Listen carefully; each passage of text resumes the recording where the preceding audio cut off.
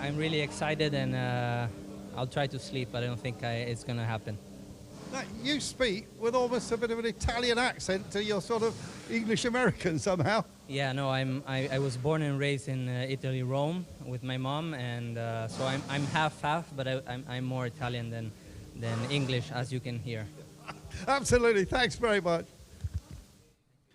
Yeah, Chiva, that very Italian-sounding name, isn't it? But then again, his father spent a lot of time in Italy. I don't know what... His father was born in Italy, as far as I know. His father was born in Italy. He did all his early motor racing, his karting, his early motor racing was in Italy. And I don't know why that is so. I mean, there's a lot of Americans who have Italian heritage, though, don't there? There is, but they tend to be called Soprano, Tony Soprano. Yeah, I think that there's one thing having Italian heritage or Irish heritage or any of those things that many of our American cousins will claim, but quite clearly Eddie Cheever, the middle one, this Edward Cheever's the Indy father, 500 winner, the Indy 500 winner. He, I think, was he may have been born in Italy, but I think he was raised an American, and certainly spoke as an American. Interesting to see that his son speaks as an Italian, and you know, with his mother, he said. So there's not a lot of difference when you think about Nico Rosberg, who speaks perfect English, but he also speaks fluently in 5 other languages, and that I have heard it said that when he was a child, he couldn't converse with his father because his father spoke Finnish and he didn't, and that was just one of those things. And but surely Keke Rosberg would have been able to speak German. Yeah, well, he couldn't speak Finnish. All right, he couldn't converse in Finnish. Sorry, just to correct, Eddie Cheever was born in the USA, but lived his early... Eddie Cheever, the Grand Prix driver and Indy 500 winner, was born in the USA in Arizona, sorry. But he did live his early life in Italy, which is where the Italian connection comes in there. Lived in Rome. He went to his first race at Monza. That was Eddie Cheever, the father. Sorry, you were talking about other things, but you can give us... No, I like that. I like how you downloaded that data, Paul. It's great stuff. Absolutely. Let's go back down to Andrew Marriott, who's lurking in the pits. Andrew? He was lurking in the pits. He's still lurking. Yeah, sorry, we got a big communication problem. I wanted to dive in because I know Eddie Cheever, senior or the second or whatever, junior, whatever you call him, pretty well. And basically to confirm exactly what was being said by the Paul. So, but going back also to Rosberg, I can definitely confirm to you, because I did ask him face to face, that Nico Rosberg cannot speak Finnish. His father speaks German, he speaks German, and of course they both speak English. And I think Nico Rosberg also speaks at least 2 other languages. And on the subject of languages, I can now make my confession, because despite having a German mother, neither of my 2 children speak German, which is just how difficult it is sometimes to bring your children up to do what you want them to do. Yeah, we all know that one. Well, no, moving back to the race. I had a lovely dinner. Thank you very much for keeping all the computers running, Joe. Oh, yeah, I did. You've done a marvellous job.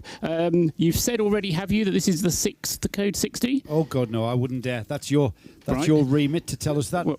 What I was about to tell everyone was that we have had...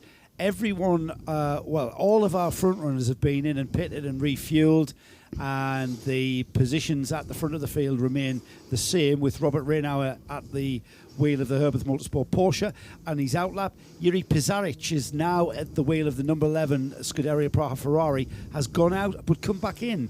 And he said the reason he's come back in is because under Code 60, you're only allowed to take half of the fuel load on. Exactly. He's come back in to take another half of the fuel load. Exactly. And if he could get it in the tank, he could come in again and take another half a fuel load, couldn't he? As long as the time under Code 60 allowed him to do so. Yes, that's right. I didn't see all of that incident at the chicane. Am I right in saying, Joe, that the car hit the barrier and therefore we might be in for some barrier repair work as well? Well, that's a possibility, but from our vantage point, we saw the car nose into the tyre barrier, and there is every chance that that's what is going on now, some barrier repairs. Yeah, so this might, in that case, be a slightly longer Code 60, which will enable more than one pit stop to take place. Yes, indeed. Yes, and that car is certainly being recovered now, but we're waiting for that. There's quite a few course cars out around that Audi R8, so I think this Code 60 is going to go on for a while. Let's get back down to the pits. Andrew's still lurking. All right. Yes, I am, and I've got Charles Pockman here. Charles, I think you're having a lot of fun, aren't you? Oh yeah, always a lot of fun here. How did you take the decision to come and race in this series? Because I'm used to seeing you in things like Conti races and stuff at places like Sears Point. Well, we've done a lot of racing in the U.S. over the years. The Conti things, the Tudor, IMSA Rolex at the time. We've been here with the Crevantic series. This is our third year here. And it's our fourth year doing some racing, or fifth, I think, doing some racing here in Europe. And we wanted to come to Europe, spend some time here, and enjoy some of these different tracks and the different competition. Different cultures, different foods. Oh, the food's great everywhere we go. Germany, France, Italy, everywhere. And of course, you've got a great lineup of drivers with you, and bringing a couple of famous people out of retirement almost. Well, not really. Actually, Joe was one of my mentors. He's been around the industry since he was, I think, 6 years old or something. Charles has been in it for a long, long time. Also one of my best friends for going on a couple of decades here. And Andy's just somebody we've known for a long time. And this year, we just invited him to come along with us. He fits the group. He's kind of a friend. And so we're just a bunch of guys that enjoy being together and racing together. And I think all pretty good drivers. Meanwhile, you're having a really good run. Well, so far so good. Obviously, it's a little strange here just having the one cup car, but I think that was just the series was a victim of circumstances there with scheduling and track availabilities and things. So we're missing a few of the guys we get to run against usually. I think they're off doing other events right now, but they're supposed to be back for Imola and also for Portimao. So we're looking forward to racing them there. Meanwhile, we're just kind of racing the field. You know, we're not sitting back on our haunches. We're going as hard as we can and seeing what we can do against the overall field. Well, thanks very much. Terrific to talk to you. Let's hope it goes nicely through the night. Well, we hope so. That's when it's fun. Problems aren't fun, so we'll hope it's problem-free. But thanks for being here with us. Thank you. Thanks very much indeed, Andrew, and that we can now start talking about getting through the night, because night is beginning to creep into the circuit here at Paul Ricard, and that we are definitely seeing every car out there is needing headlights, that it's getting progressively darker, and clearly in places like this it gets dark really quite quickly. It's not that slow drip of getting dark over a 2-hour period, and that we sit here now with 10 past 9, and that I reckon within the next 20 minutes we'll be in full dark.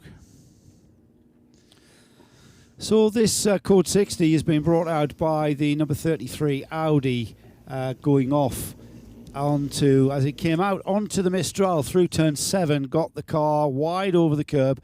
Nothing unassuming about that, but the car snapped away from the driver being Dimitri Parhofer, and then went slewed across to the opposite side of the track and nosed in to the tyre barrier. The car is still in situ as we've been recovering the car with the flatbed. We've got some small amount of tyre barrier repairs, and already the flatbed is with the stranded car. It looks like the car is going to be recovered back to the pits. As soon as we get any information on the driver, Dimitri Parhofer, we will, of course, update you, as I've got no information as to the extent of the shunt. But what I can tell you is driver off to medical centre. That is protocol. That is just precautionary protocol. And the car is being now placed onto a flatbed. So hopefully we will get this race back running under green conditions, because at the moment what we've seen is the top 3 cars, at least, that's the ones I've been keeping my eye on, have been changed drivers, new tyres, and then twice revisited the fueling station, or once revisited, twice visiting. Twice visited. Yeah, Yeah. the refueling station. So even though you're only allowed 50% of your fuel allocation under Code 60 conditions, the regulations allow you to go back out onto the track, come back into the pits, and go back into fueling. It still counts as just one pit stop. You can then take on another 50% allocation. So in the cases of the Renault Porsche, I believe, Paul will keep me right on this, 90 litres for the Porsche. Just check on the other piece of paper It's here. just a point of interest, or is it 100? Herbert has 90. 90, I thought so. Scuderia Praha has 90. Car Collection Audi has 95. So 45 litres per visit. Now, bear in mind, we're not talking about Formula One style refueling here, or even NASCAR style refueling with huge dump churns. We're talking about petrol station, service station standard trigger pumps, the kind of thing that you fill your car up when you go to the garage for refueling. No, I have a man to do that. You have, of course, you have the Baron. Of course, a Baron should have a man to do that for you. The perception that you're creating to our audience, let's hope it exists. Long. No, it exists in my mind, if nowhere else. Absolutely funny. But yeah, what my point is that you know, as fast as you can refuel your car, that's as fast as we're refueling these race cars, which is quite an alien thing, because usually we're in racing, you try to do everything as efficiently and as quickly as you possibly can. However, the 24-hour series, it's not necessarily about highly professional teams, even though the teams are highly professional in their approach. But we are talking about an amateur capability that some of the teams are, you know, relatively amateur in comparison to other teams. So it's safety. Safety is the element. That's why we have a refueling station separate from the pit lane, and that's why it's done under those controlled conditions. However, there's nothing speedy or nothing, you know, we're not talking about the possibility of putting fuel into a car under a massive amount of pressure. No. It's done. But for me, I think that brings another element into it. We're not talking about a pit stop of 2.4 seconds. We're talking a pit stop of, you know, a quantifiable amount of time. But it's not also an artificial thing. That there are a number of series which will run artificial random things. This is just one of those things. And if you pull into that refueling area and there are already 5 cars in there, that's tough. And there's nothing much you can do about it. You can't complain about it. It just is the way it is. I think the other thing I'd just like to say while we've got this Code 60 is that we saw the Audi going off there at turn 7 again, and that I think that just goes to prove how important that corner is, because we've seen a lot of people being penalised for track limits at turn 7. We've seen a few offs here and there at turn 7. Everybody needs to get that particular corner right in order to drag their way down the first part of the Mistral straight to get, which is going to affect their lap times. It's a very important corner, Paul, and it's an acceleration zone through that left-hander of turn 7. That is not a corner that you are braking up to. You are accelerating out of turn 6 and completely leaving the, you know, hammering the throttle through 7 and trying to be as light as possible on the steering, not wanting to scrum any speed at all. You want to keep the momentum of the car through that turn. And it was quite clear that was what Dimitri Parhofer was doing. He was being as smooth as he could. And it was just carried a bit too much speed through there, got on the exit curbing, asked a little bit too much of the right-hand rear wheels, and the back end just came round. And by then, he's going very, very fast indeed. He'll be getting towards top gear, optimum top end speed, you know, onto the straight, and the car he's just lost it, and then the car's gone into the barrier, of course. But I think the other thing is that's probably why we have seen quite a few other people who have been pulled in for track limits for that, because the alternative to that situation where you've gone in a bit too hard and the back's coming round is simply that that you can just go off and use a bit too much track because it's easier to do. And okay, you pay a penalty, but it's better than spinning. And one of the reasons why Martin van Pavert will tell drivers that he doesn't want them to exceed the track limits is because it's not safe. And he will say to them very clearly, look, if you're going off the track, you are risking having an accident. Quite aside from the fact that you're risking other people as well. But that is one of the reasons that he will describe to drivers for not going off the track limits. This Code 60 is going to be over within the next 60 seconds, and we're going to be back to racing situation. In fact, I think it's going green just as I speak, and just as soon as we've heard a few thoughts from Joe, we'll try and work out where that has left us in terms of the race, with nearly 7 hours of it gone, Joe. Yes, indeed. And as we go green, Paul, and go back to racing, the pit stops, the refueling, have all played into the hands of our top three. And whereas we might have had the anomaly of one of the top three having to pit outside of the sequence with the other two, we haven't. We've got a sequence of pit stops that are pretty much matching each and every one of their top three cars, and they're going to be needing to pit at pretty much the same sort of time as the other two cars. Robert Reinauer is now at the wheel of the number 911, and we'll keep an eye on his lap times when he comes through to for the first time as a timed lap.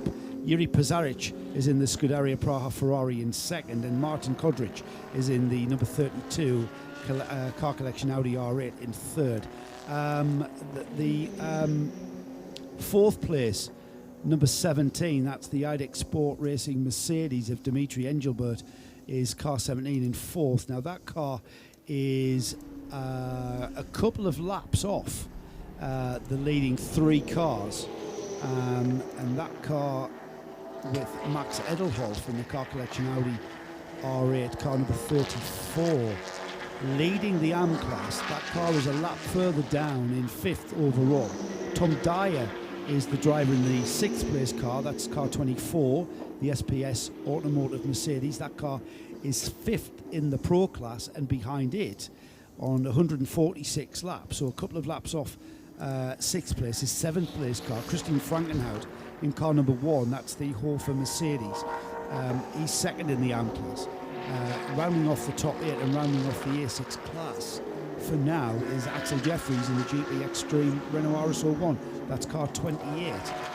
Then we've got the 991 classed Pro Sport Performance Porsche doing an outstanding job. 9th overall in that number 85. 9th overall. I know the cars behind him, the Carregati Renault, has had problems, but that's still a fantastic achievement for that 991 class. It's basically a Porsche Cup class car. And for that car to be in the top 10 of this race, a race of this stature, is one cracking achievement. Yeah, I mean, they're really racing against the other SP2 class cars, aren't they? I mean, that's what they said they were going to do. And I wouldn't be at all surprised if that car wasn't in the top 6 at the end of this race. We very often see 991 class cars breaking into the top 10 in Dubai, for example. Much bigger entry for the 24 hours in Dubai. But the reliability of the 991 cars tends to be much, much better. So just seeing some shots of the front left corner of that Audi R8, the car collection car number 33, that has been pulled out of the barrier on the Mistral Straight and brought back to the pit lane. And that poor little front left has had a bit of a hammering, hasn't it? It's had 2 contacts with other cars and now also some fairly substantial contact with the barrier. And I just wonder if that was part of the reason why that was a slightly longer process to get the driver out of the car, because it might have just weakened the car overall. I don't know, but From what I could see of that Audi, it did not look unrepairable for sure. That was just superficial bodywork. Yeah, it depends if it's done something to where the suspension mounts join the chassis. I think we can hear from Andrew, though. Andrew Marriott, he's down there. Yeah, I'm right here, just a couple of feet away from the car, and I would have thought it could be repaired, actually. I have to put a new radiator on the front. There's quite a lot of bodywork damage. It'll take a while, but it's a 24-hour race, a long race. Maybe they'll have a go. just put the car on the dollies, and a couple of fiberglass or carbon fiber pieces have actually fallen off the car as they jacked it up, which is a little bit strange. Just running round to the front of the car, it was going to need a new grille, that's for sure. So at first, I think it's been taken into the scrutineering bay to be checked over before they take it down to the team. So we'll keep a look at that. And just look at the Audi 4 rings. Look, this is very sad. Well, one of the 4 rings has actually dropped off, or just about to drop off. So damaged 4-ring Audi. Yeah, looking very sorry for itself, and that car, as you say, into the scrutineering bay to check that damage and to check exactly what has happened with that. I think I'd be inclined, if I were Car Collection, to say, look, we've got 2 cars running very well. They've got the 3rd place and 5th place cars. They've got the overall AM class leader.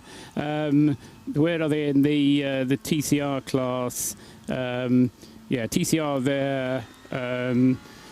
Where is the TCR Audi? Oh, there it is. It's in 3rd place overall. So they've got each of their cars in each of the classes is in a podium position. One of them's leading its class. There's a piece of me that would say, let's just leave the 33 one now and focus on the ones that are doing well, because that car has lost so much time in other ways that it is going to take some repairing. I might be saying, well, let's get the team who are looking after the other cars to carry on helping us look after the other cars. I think I would absolutely agree with you. That's going to be a major rebuild if they could rebuild it. And it's already been in the wars over this weekend as well anyway. If it would be their only car, it would be a different matter. But as I say, Car Collection have come here with 4 cars and 3 of them are doing very well. Yeah, I think the last thing you need is everybody concentrating on rebuilding that to the detriment of the other 3 cars. So yeah, I'm with you entirely, Paul. I think that's probably what's going to happen, because that is a fairly major bit of front-end damage, albeit it may or may not have gone into the tub. We can't see from and that garage that it's being pushed into, I think Andrew will confirm, is not the Car Collection garage. I think that's the Creventic garage, isn't it, Andrew?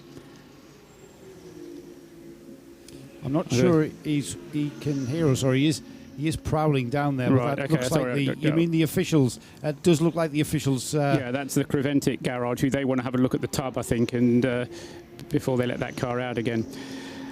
Robert Brennauer has just gone purple in Sector 2 on that last lap, set his own personal, or rather that car's best lap on its previous lap, 2 minutes 9.163. It's not the fastest lap of the race, because that's held by Josef Kral, 2 minutes 8.7.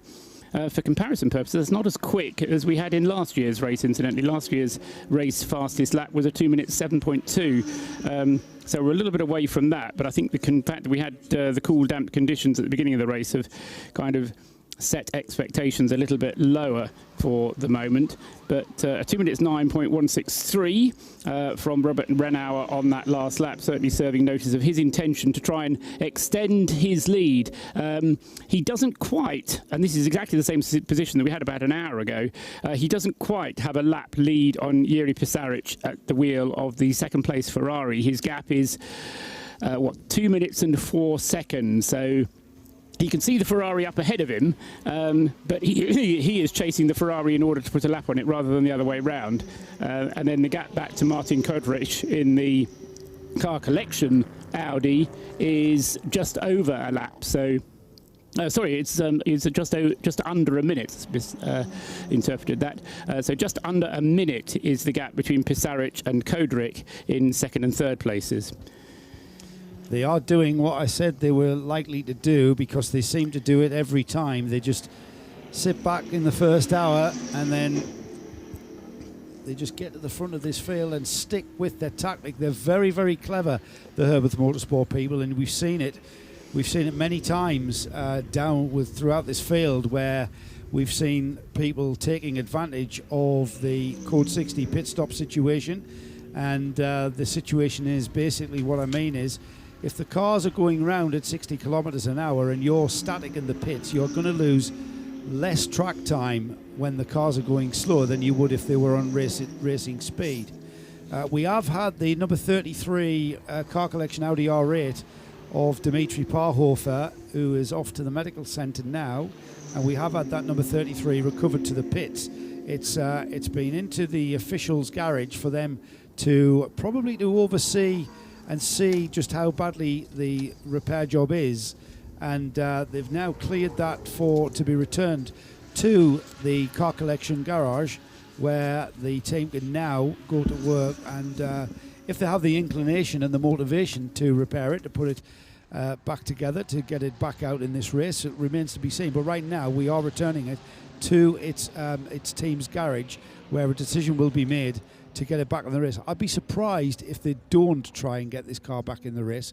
It's hard to judge from here. I know I can see Andrew Marriott down there. Andrew, you got a better view than we have, I would think. Yeah, it's just been pushed by me. They very cleverly took the left-hand door off, which somebody walked down in front of the car with, so it made it easier to push. But that's not what I wanted to talk to you about. Number 8, number 80 Porsche is not circulating, and that is having an alternator change, and the driver...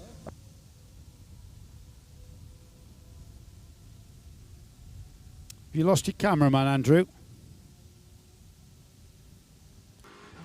Yeah, we've lost Andrew Marriott there, who making his way down to the car collection garage with that number 33 being recovered to be hopefully repaired and rejoined. It's had a bit of a character-building race, hasn't it? With, yeah, it has, and a couple of contacts, etc. Seeing it being pushed down pit lane, I don't know that necessarily means it's been released. They may be saying, no, actually, you need to retire this car. But that's going to be the important part. Go ahead, Andrew. Andrew's back. Okay, yeah, well, what I was telling you, the 80 car, Alex Osborne, is not in it driving round. He's changing the alternator. So the driver's actually working on the car. I haven't seen that sort of thing for years. Oh, you see it a lot. For them, it's going to take them 15, 20 minutes or so that will drop it well behind the other Porsche Cup car of Putnam and co. Big disappointment for the APO team there. Well, welcome, Andrew, to Creventic Series Racing, where you often see drivers get out of their car and roll up their sleeves, get the toolbox out and continue. I use the adage, 4 guys and a picnic table and a Renault Clio can come to the Creventic Series and compete with GT3 cars on the same track. Absolutely amazing. Great stuff. That's all we love. That's what we love about Creventic Racing, isn't it? The 24-hour series and the TCE series. And that principle of we will get this car to the finish, whatever we have to do, including getting 4 of us, 1 on each corner, and carrying it across the line if we need to. It's great to see, and yeah, great to see people getting their hands dirty with all of that. And yeah, it's something you don't see necessarily in the higher, not necessarily, you don't see in the higher echelons of motorsport, but certainly in this, which is kind of the very top end of club racing when you get down to it. But it is racing for fun rather than anything else. Yeah, and even when you're racing for fun, you're still racing seriously, aren't you? Yes. You know, it's racing is racing, is the saying. And yeah, and the thing is, you know, the Creventic principles are that to enjoy your motor racing is the primary objective of all of these events, and they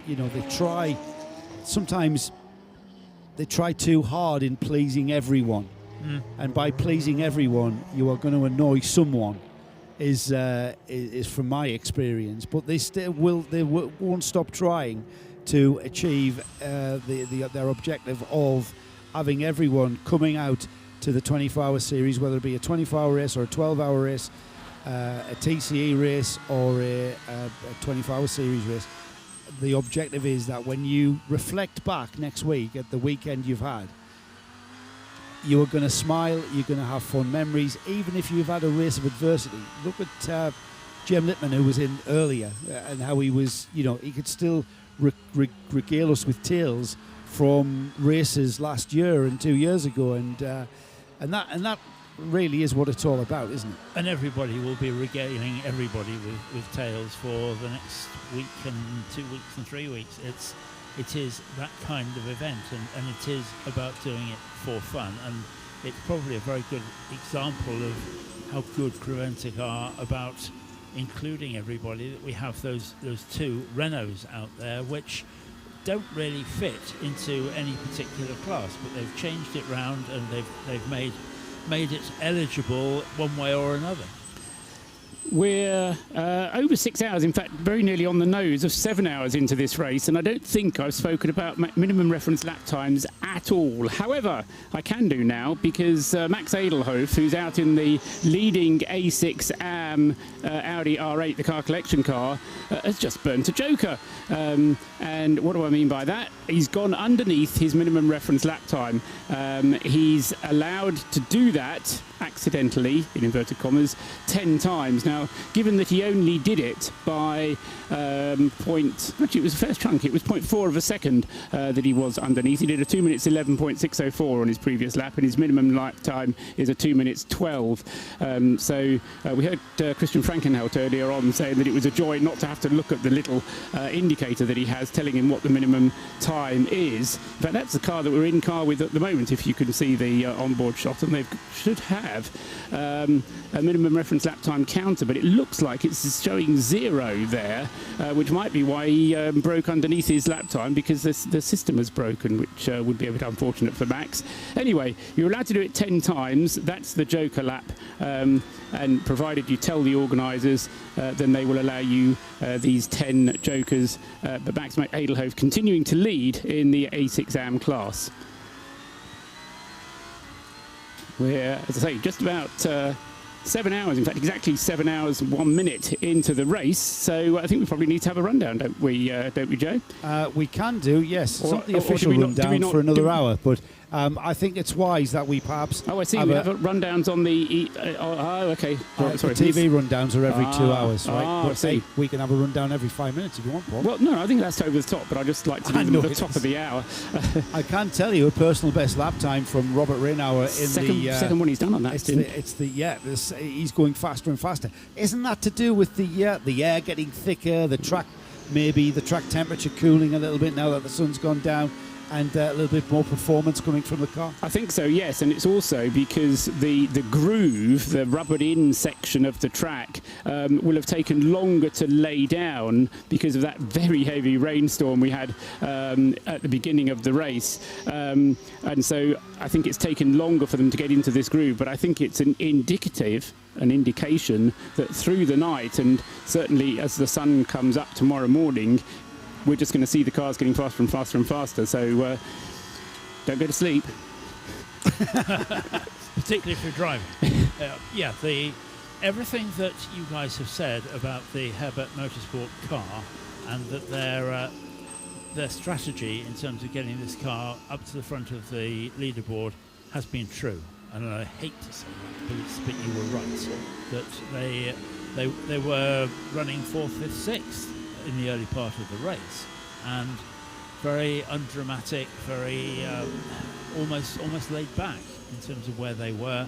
But we've seen that car now claw its way back up to the field. It's been there or thereabouts now for 3 hours, and that I think I can't see anything changing with that, providing they carry on doing what they're doing. It's interesting you use the term laid back, because I'm sure that's the swan analogy, isn't it? All grace and serenity on the surface, but underneath. But what I've seen so many times from the Herbert team is they don't get drawn in to any early fracas or urgency about I've seen the Ferrari pull away from them and by a minute. Yeah. They just keep on going around. They keep to their strategy. They keep to their driver rotations. They don't get drawn into anything. They know what they seem to have this telepathic connection to when to pit and when not to pit, when the code 60s are coming. Sometimes it plays into their hands, sometimes it's to their disadvantage. But over the course of the long distance races, it's more than apparent that they know tactically how to get the best out of these regulations race-wise. Absolutely. I think part of it, though, as well, Joe, and Robert Reinauer is a bit of a star in the making, I think, because he is very, very rapid. The car is quick, no doubt about it, but you're right when you say they don't get drawn in. They don't get drawn into the qualifying battle. They don't get drawn into this, let's see if we can go as fast as we can. They were nowhere in qualifying, and that's what we have kind of come to expect because we know how they work. But Renauer, when he gets his eye in, or when he gets his into the race, he turns in these laps, and lap after lap after lap. Very often you sort of think, oh, he wasn't even the quickest car out there because the Ferrari was. But if you look at the number of lap times within a certain bracket, within the range of lap times within a certain number of tenths of his fastest, then Renauer is very, very quick indeed. And the other aspect of it is there's no slouchers in that team. Ralph Bone, Daniel Anneman, Alfred Renauer, they're all just they're not all quite as quick as each other, but they're all up to a certain percentage quickness of each other, which no other team can match. Yeah, that's very interesting you say that. They're all within a very tight percentage of one another. There's about 2 seconds that separate them, if you over a 2-minute lap. Yeah, and so Robert Renauer's at 100%. The other drivers are not far away, maybe 5% away. 96%, rather than other teams have got like a 40% gap, and that's where the other teams find it very difficult to compete with what's going on. Yeah, and that's clearly. Let's go down to the pits. Andrew Marriott has got something. Yeah, it's just a final update. It is a final update on the 33 Audi. There is damage to the front of the chassis. There's a framework around the engine, a square tube framework, and that has been pushed back. It's got a big kink in it, and although they're taking some parts off the car, which you can probably see from our camera, that car is being retired, sadly, unless they have a change of mind. But the team have told me they just pulled their hand across their throat. We all know what that means. So must have been a pretty big hit, because it's very solid at the front of that Audi R8 there. But, well, that car was in the wars all day long, wasn't it? Yes, it really has been. It has had a race of incident, and the full extent of the impact of that car. And we've got more drama out on the circuit as our SP2 class leader, the number 80. Let's just check out where he is on the leaderboard. Car number 80. He's 19th overall. He's 19th overall, right. I've just found that's Alex Osborne. Now this is the car that's dropped down the SP2 order because we've had an alternator change by Alex Osborne. Now the car has gone back out. Alex Osborne not only has changed the alternator, but has taken the car out, and he's off and into the barrier on, I'm not quite sure where that is on the circuit, but he has made contact with the barrier. So we've got the number 80 Alex Osborne car, the APO Sport Porsche, on its outlap after that alternator job, and he's off the track and into the barrier, no doubt on cold tyres. Those tyres have gone very, very cold indeed. And Alex out of the car. He's checked the car at the front of the car. Now he's gotten back in, and no doubt he will be getting back in with a view to getting that car back onto the track. Now, I would say that's some very early corners, yes, Joe. That's turn 3 or 4. Turn 3 or 4, yeah. I would say that's probably turn 4, Paul, because across the other side of the barrier, yeah, that's the left-hander, isn't it? Yeah, that's the left-hander after you've done that initial right kink. And yes, you were on a very tight inside line when you went through that corner earlier on yesterday. Whereas, yes, I suspect it was cold tyres. How frustrating, though, for Alex Osborne, having, you've worked on the car yourself, and then you get out and do that.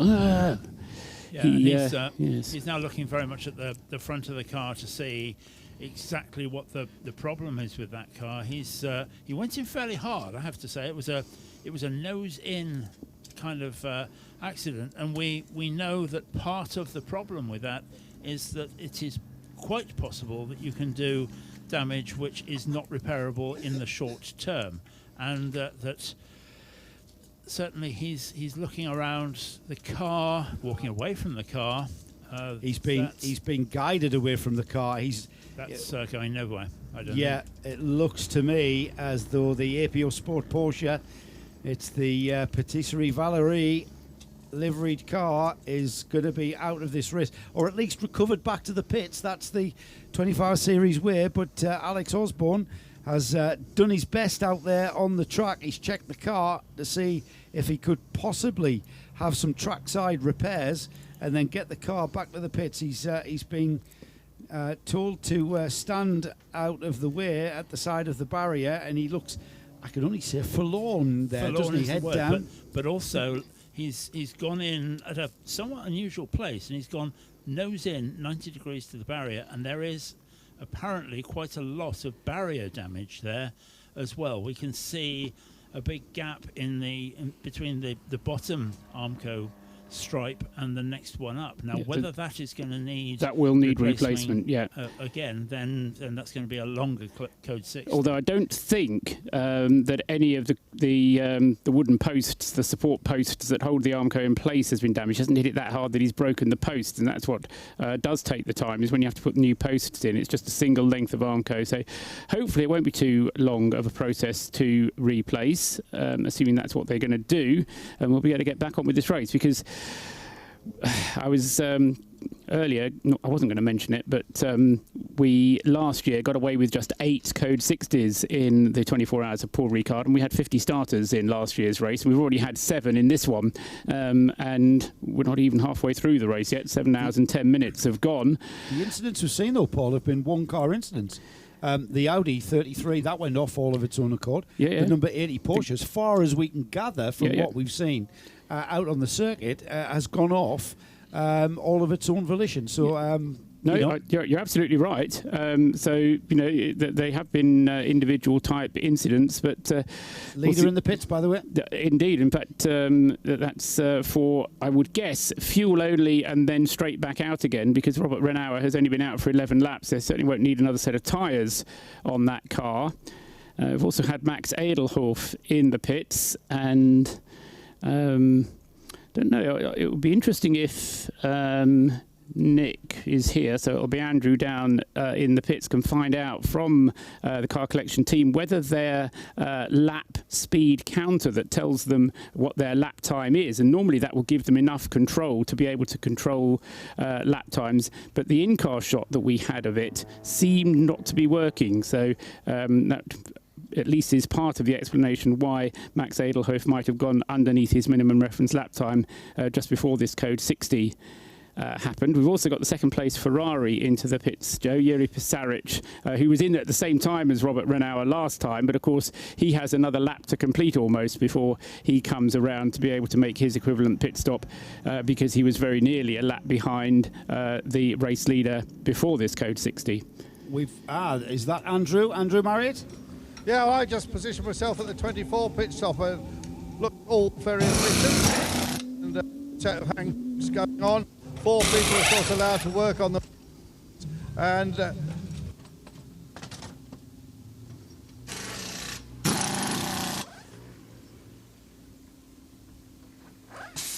think we've lost Andrew again. We seem to have lost Andrew there whilst he oversaw the...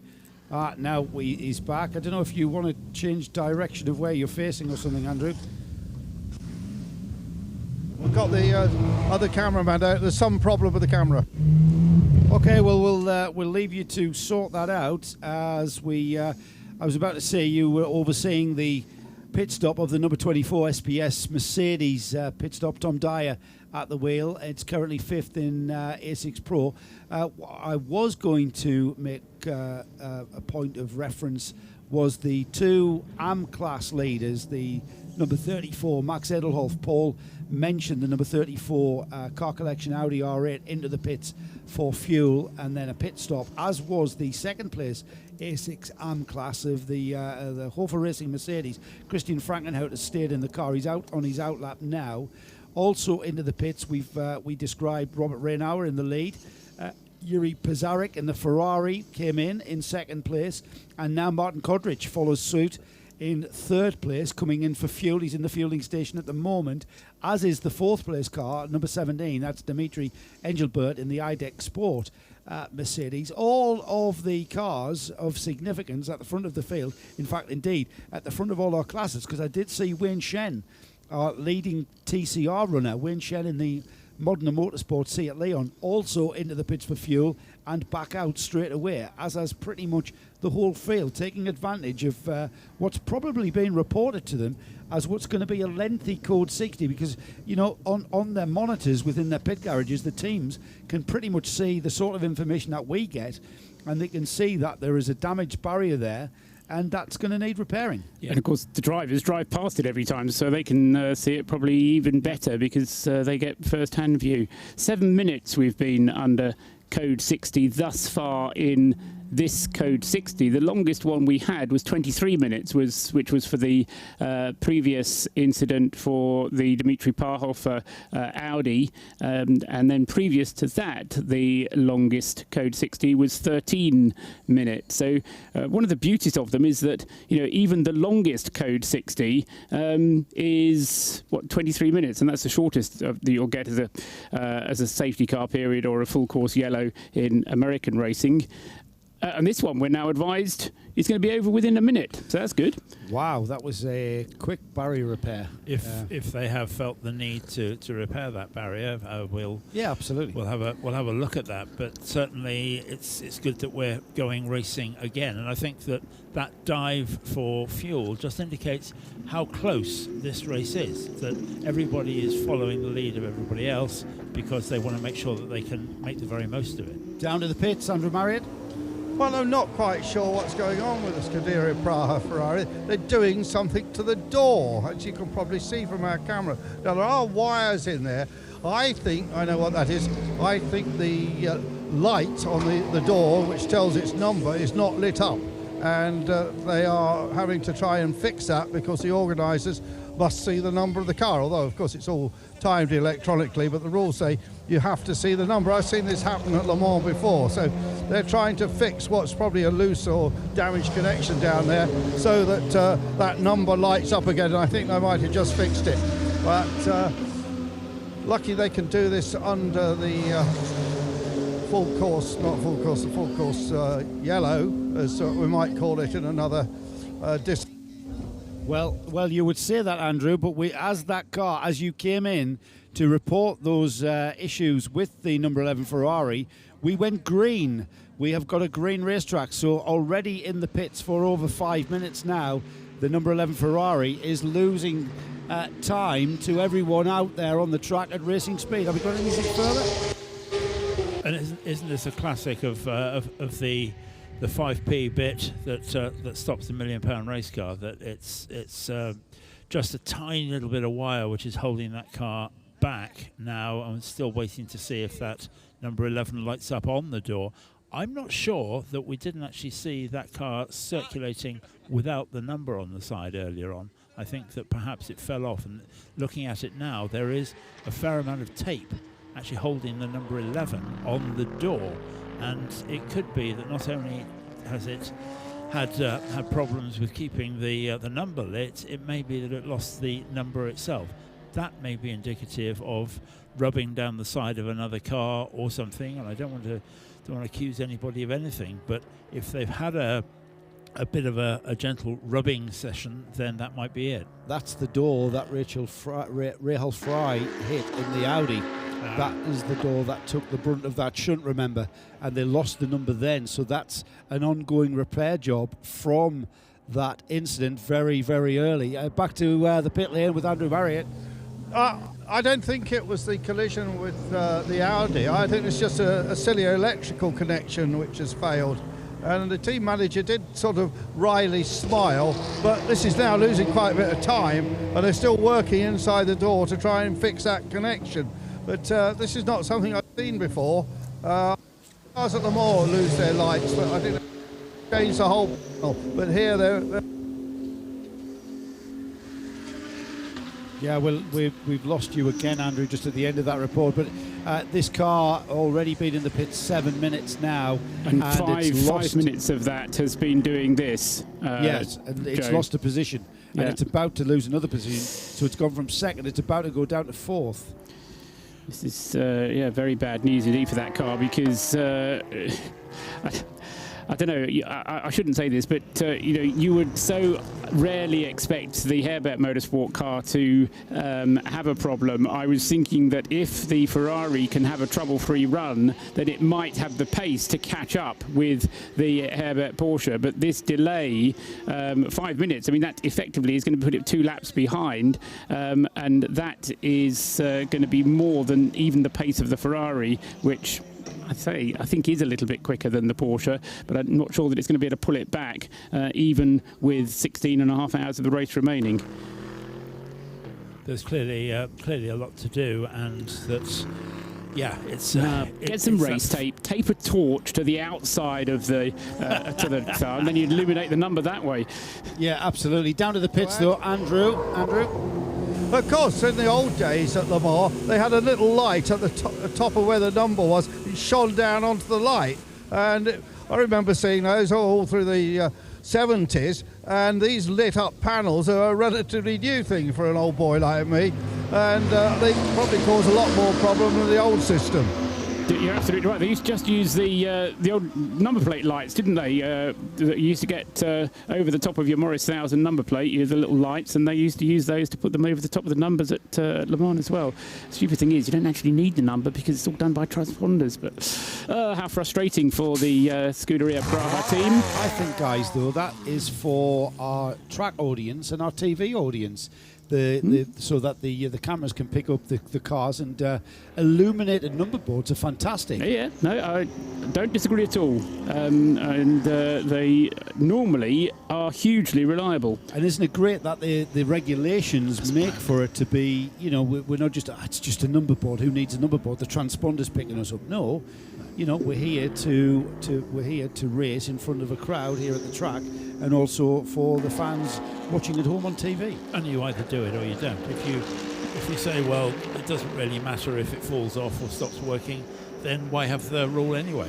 Absolutely right. Andrew Marriott again. Andrew, more referring. Yeah, I'm just trying to grab Joseph. Joseph, you had a very good run in the car earlier. Well, yeah, I have to say it was pretty nice. It was good. I was quite happy with that. Unfortunately, I just came to see what's happening here, and yeah, we're just losing time with little technical issues. Yeah, that was a bit of a silly issue, wasn't it? Well, they found a good solution. Well, yes, but anyway, it costed us quite. Yeah, as you said, it was a silly issue, but it costed us some time, which is a shame. So, well, now we'll see if we can pick it up again, because it's a little bit here, a little bit there. We got a penalty in the beginning, now this issue, so it's coming together. And in the end, overall, we're losing. But anyway, the race is still long. Are you enjoying this racing? Because you had a good career going in GP2, of course. Yes, I do. I have to say I really like it, because the time what you spend in the car is much longer. So in the end, you can enjoy it. Really, you don't need to push yourself to the limit in a really short time. But you come again and again and again, and it's really great. And also the atmosphere is mega. To drive in the night under the lights, and in the end to see anything is really nice. And this team, this Prague, this Czechoslovakian group, the Czech group, I should say, very good team, aren't they? Yes, they are doing a very good job, I have to say. As I started with them last year, I was just learning, and this is the first track where I've been before with a car like this, with a GT car. So finally, I think I'm feeling like home. And with them, for me, it's even better, because it's after a really long time, years. I would say maybe more than 10 years when I'm racing in the Czech team, which is like my home, so it's even better. Going off to get some sleep? Not yet, but I will soon. After my stint, which will come around 1-2 hours, I'll be back in the car, and then I will sleep for sure. Thanks very much. Very quick young man, Joseph Kral. Yeah, and another example of a young man who has had a single-seater career, but then the avenue narrows to a almost pinhole to get to the very top of single-seater racing, and that's why endurance racing, sports car racing, GT racing becomes ever more attractive, because this is where these young guys, these young, very fast drivers, can then embark on a pretty lengthy career.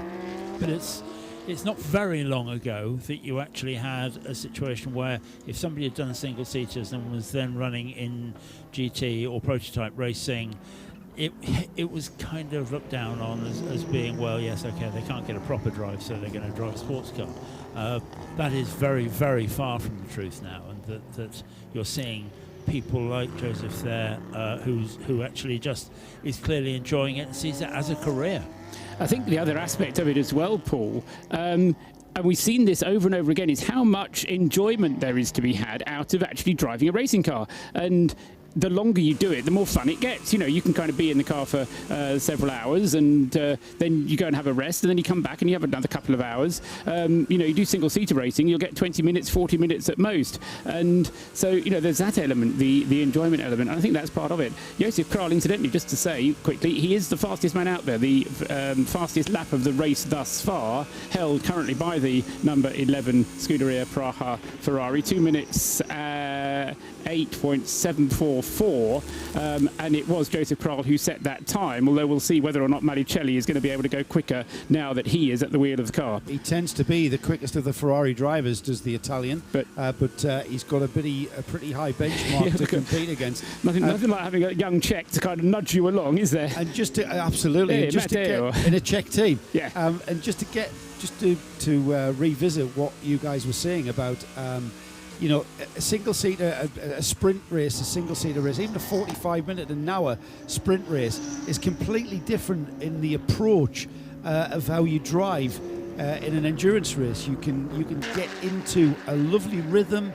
You don't have to get by the car in front of you at the next corner. You can wait 2 or 3 corners. You can even wait 2 or 3 laps. It's a different kind of mentality. It's a different kind of psychology. Yes, you have to be intense. Yes, you have to be firm and positive and assertive on the track. But it's a completely different psyche. I don't think I'm eloquent enough to actually describe what I mean. Having raced myself in sprint races, I haven't done a few long distance races also.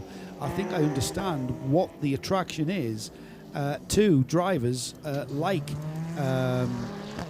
Josef Kral and a few of the other names that we see. Rick Breukers, for instance, about to embark on his Le Mans debut in LMP2 with Team Bratislava, and you know, he has come from this series. He will be the first driver to have come from this series and got to Le Mans.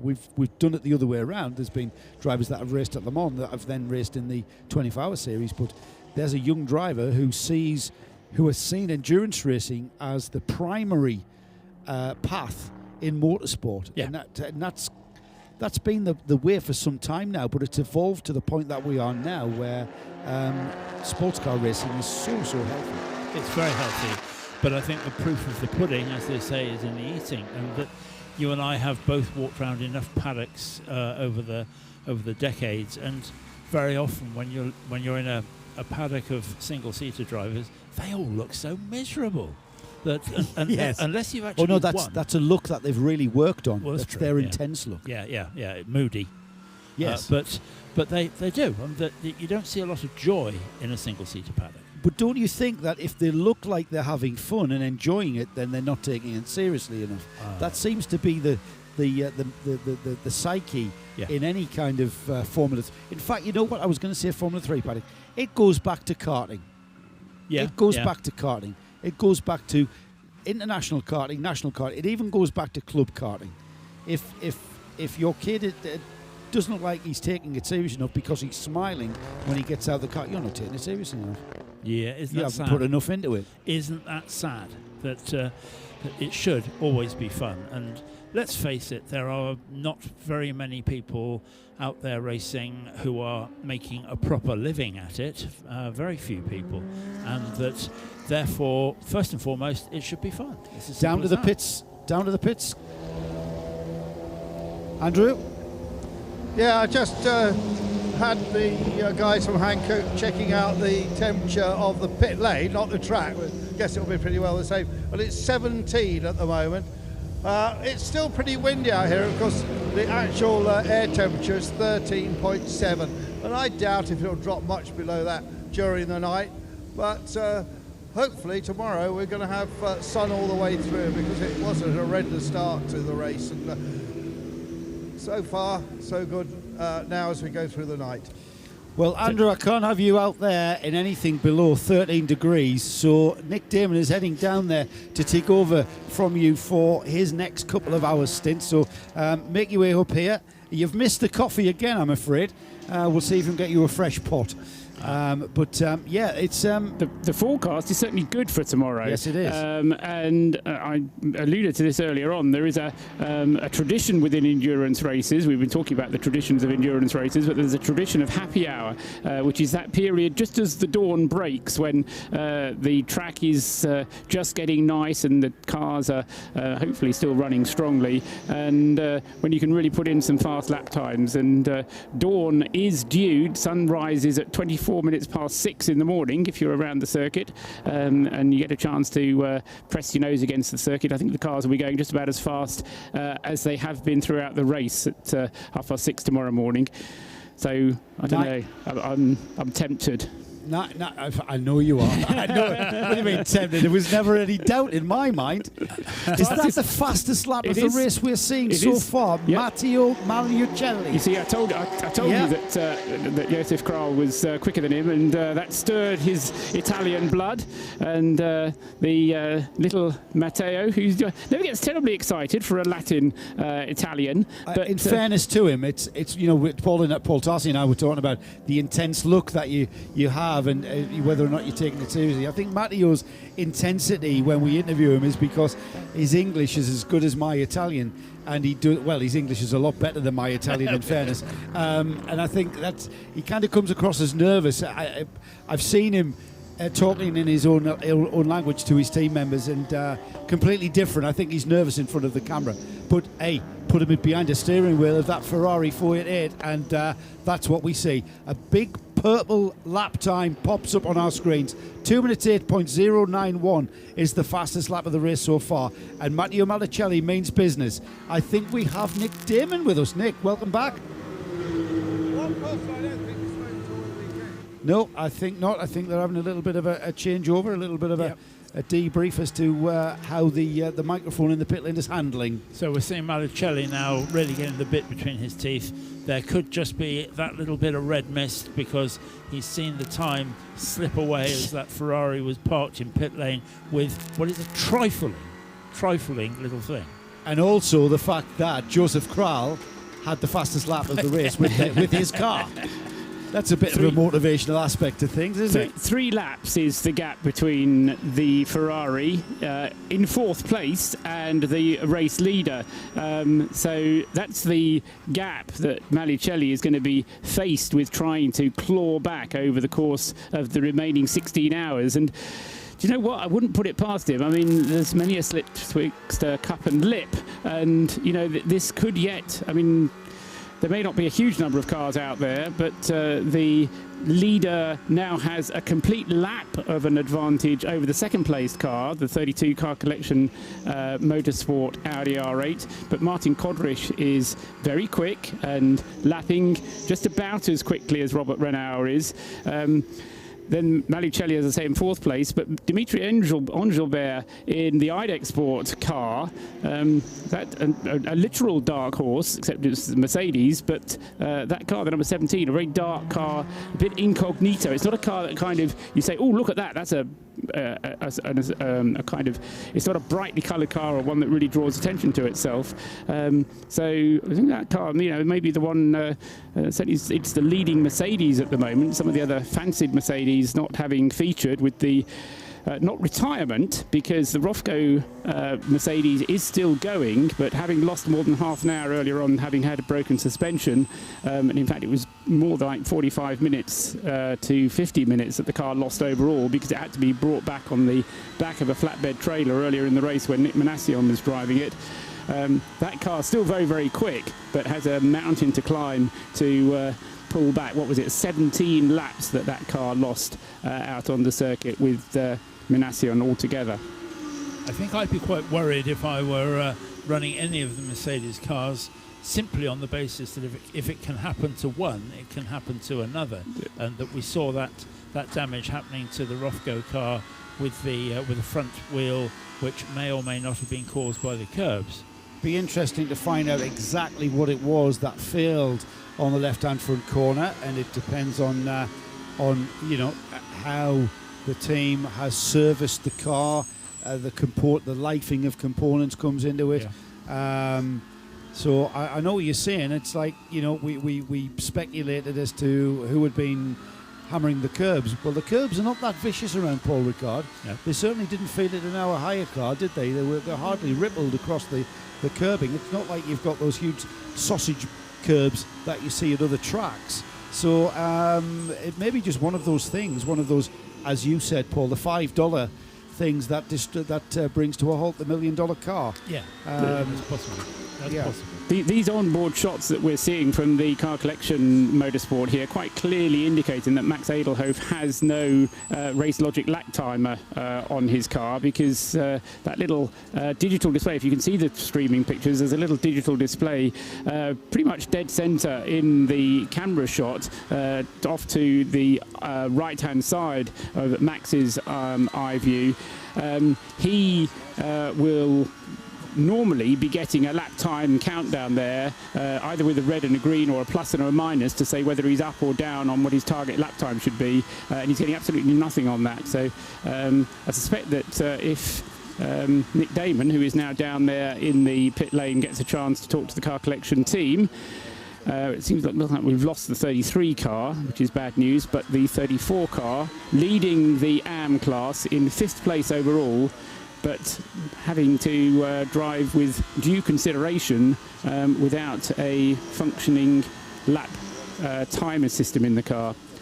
And all you can do at that is to say, well, I'm driving at 7 tenths, 8 tenths or 9 tenths, because that's the only way that you can really measure what your lap time is going to be, and that clearly isn't particularly accurate. And if you come across traffic or anything else, then clearly that's going to affect it as well. So not having that race logic readout is going to cause considerable problems, I think, for the 34 car collection motorsport car.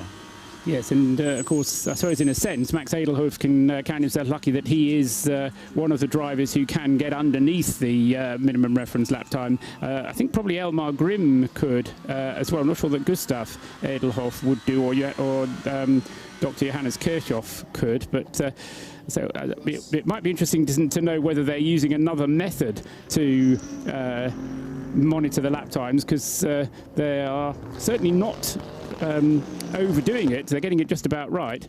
Yeah, they are. But I think also there is, if you know you can't exceed the speed, then you can drive as hard as you like. You can get into the groove. Yes, quite. Another fastest lap, talking of getting into the groove, from Matteo Malicelli, 2 minutes 08.050 now. He was 091 before. He's now down to 050, another 400ths quicker. So I think as the fuel load lightens on this Malicelli stint, he's just going to go faster and faster and faster, fired on by the fact that 5 minutes was frittered away trying to sort out the illumination of the number on the side of the car. I mean, considering we've still got 16 hours and 22 minutes to go, there is ample time for, not just for Matteo Malicelli, if he continues that pace, to catch the leading cars, but also, you know, we can't factor out incident and issues befalling any of this field. So, you know, we've become kind of complacent with the Herbert Motorsport Porsche. Oh, there it is. It's out in front. Yeah. Let's just, I tell you what, let's just get the checkered flag out, because it's going to be the same tomorrow afternoon. Well, no, that's why we love endurance racing. That's the spirit of getting the car to last the distance. And oh my God, what a distance it is. And we've still got all of that race to go. And every time these cars pull into the pits, there is the factor of the chance, I should say, of, you know, a hot engine not starting, something happening, finger trouble from a mechanic. It's full of tension, and the tension will remain until the last 5 minutes or so of this race. And of course, the other thing is back markers, slower cars, people doing silly things in front of you. We've seen a bit of that already over this weekend, of other cars getting in the way of the quick guys, and that can have a bearing as well. So we're well into the darkness now. The car 31 car has got a time penalty again at the turn 7, and we were talking about the turn 7 being so important, and Stuart Hall has again got a time penalty. Let's have a dodge down to the pits to welcome back Nick Damon.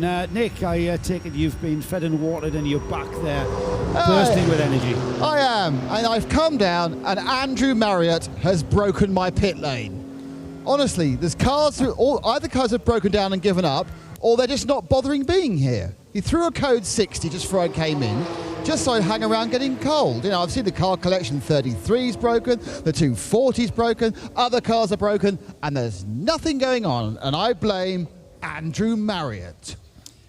Well, I think it's your fault, Nick, because you weren't there to look after them. Well, there is a point. I think if you hadn't have taken the break and the marvellous steak dinner, then we'd still have 29 cars in this race. Good point, Paul. It is a very good point. I know Nick tends to always find a scapegoat, and but we're just not going to stand for it. It's not Andrew's fault. He was just there picking up the pieces and trying to hold them together. We have had our first official retirement, though, in the form of the 231 Optimum Motorsport Ginetta. That car is not going to take any further part, as is the number 33, the car collection Audi R8. Now, it's still 24th in the field, and it's still got a lot of laps to give up to the cars behind it. We've also lost the number 240 FAC Autotech Porsche Cayman, and if, in fact, Nick can confirm for us if he has a pop along to the FAC Autotech. Are you he's telling me in my ear that he's with them now, so we're obviously on a telepathic level, Nick. No, they're next door to the 33. Oh, don't spoil it. Yes, telepathically, I knew. This car hasn't moved for some time. I guess about 3 hours, probably. But they are still plugging things in this sort of electrical, I'm going to plug stuff in and hope we're going to have best. They've got a computer even now that's doing something. Now, I can look over their shoulder. Unfortunately, it's doing it all in German, so no idea. So it could be anything. But they are still working. I don't think they've given up. It's just that they seem to be downloading and uploading stuff. So it's a very relaxed procedure here, but I wouldn't be surprised if they trundle out for a few hours of running later possibly when it gets light again. They have actually done a lap, Nick, whilst probably both of us were having our dinner, but about an hour or so ago, they did send it out, they did a lap, and then Hans Pruder brought the car back into the pits again. So it looks like they are trying to work on it, as you say. Yeah. I have Marco Zollin-Meyer from the team. Marco, are you going to get the car going again? I hope so. Yep. We put it on new software. We had a software problem, and we try. We hope so.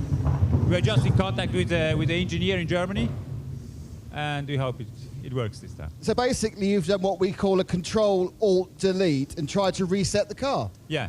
Yeah. It's not. It's really we installed an update, another again. Not just a reset. So it's Cayman V.2.0. Yeah, exactly. Thanks, Ed. Well, there we go. That's modern cars for you. You don't put a new con rod in. You don't change the alternator. You update the software. Unfortunately, of course, you have to go through a call center in India. It takes hours. And you don't install Windows 10 on it either. Certainly don't. No, that's going to be all sorts of problems. Absolutely. Great to have Nick being right on the doorstep there when we were considering as to whether or not that 240 numbered Porsche Cayman was out of the race. It's dropped to the penultimate spot in the field, 28th, and still remains in a position where it is going to lose ground. The 33 Audi R8 is in 24th overall, but that car is going to again be seen to drop down the order. Alex Osborne is another car that we saw being brought back in on the back of a flatbed. That car had been in for alternator issues, and Alex took the car out, had a big off on the outlap, which we assume or presume was on cold tyres, and nudged the car into the barrier extensively. Again, that's another mission for Nick, if he can pop down to the APO Sport pit and see if the car has been returned to the APO Sport garage, and if so, the extent of the damage to that. And we'll just try and sort of clarify who are the non-runners in the field. I can tell you for definite The non-runners are the Optimum Motorsport Genetic Car 231 and the 33 Audi. There's a big question mark over everyone else, I would say. I think you're absolutely right, because we know those to be the case, but nobody else has posted a retirement yet, or obviously posted a retirement. So we have to assume that they are continuing to run. And the good thing, again, with the way that Creventic run these races, and again, largely for your benefit, anybody's new to the Creventic races, you don't have to take the checkered flag in order to be classified as a finisher. You do have to have completed 60% of the number of laps completed by your class leader. Now, depending who your class leader is, that may or may not be a particularly tall order, but it does mean that there often are many more classified runners in a Creventic race than you would probably get in the equivalent race were it run to WEC rules. Yeah, so that of course throws into question the number 85 car, which is in its own class, the 991 class with the Pro Sport Performance car. Because they only have to complete 60% of their own, yes. which is going to. It's a bit like measuring infinity, isn't it? Being silly, Tarsi. Sorry, you're being silly. Sorry. It's not even the small hours, and you're becoming silly. No, I used to do it only in the small hours. I know we did. Now I do it from about 2 o'clock onwards. Now. It's great. Well, let's have a look at our class positions. We know who it is who's winning this, or leading this race, I should say, overall. It's still the Urban Motorsport Porsche, and it's put a lap on the whole field now. It's put a lap. It's gone a lap ahead of the second place car, which is the number 32 Audi R8 of Martin Kodrich.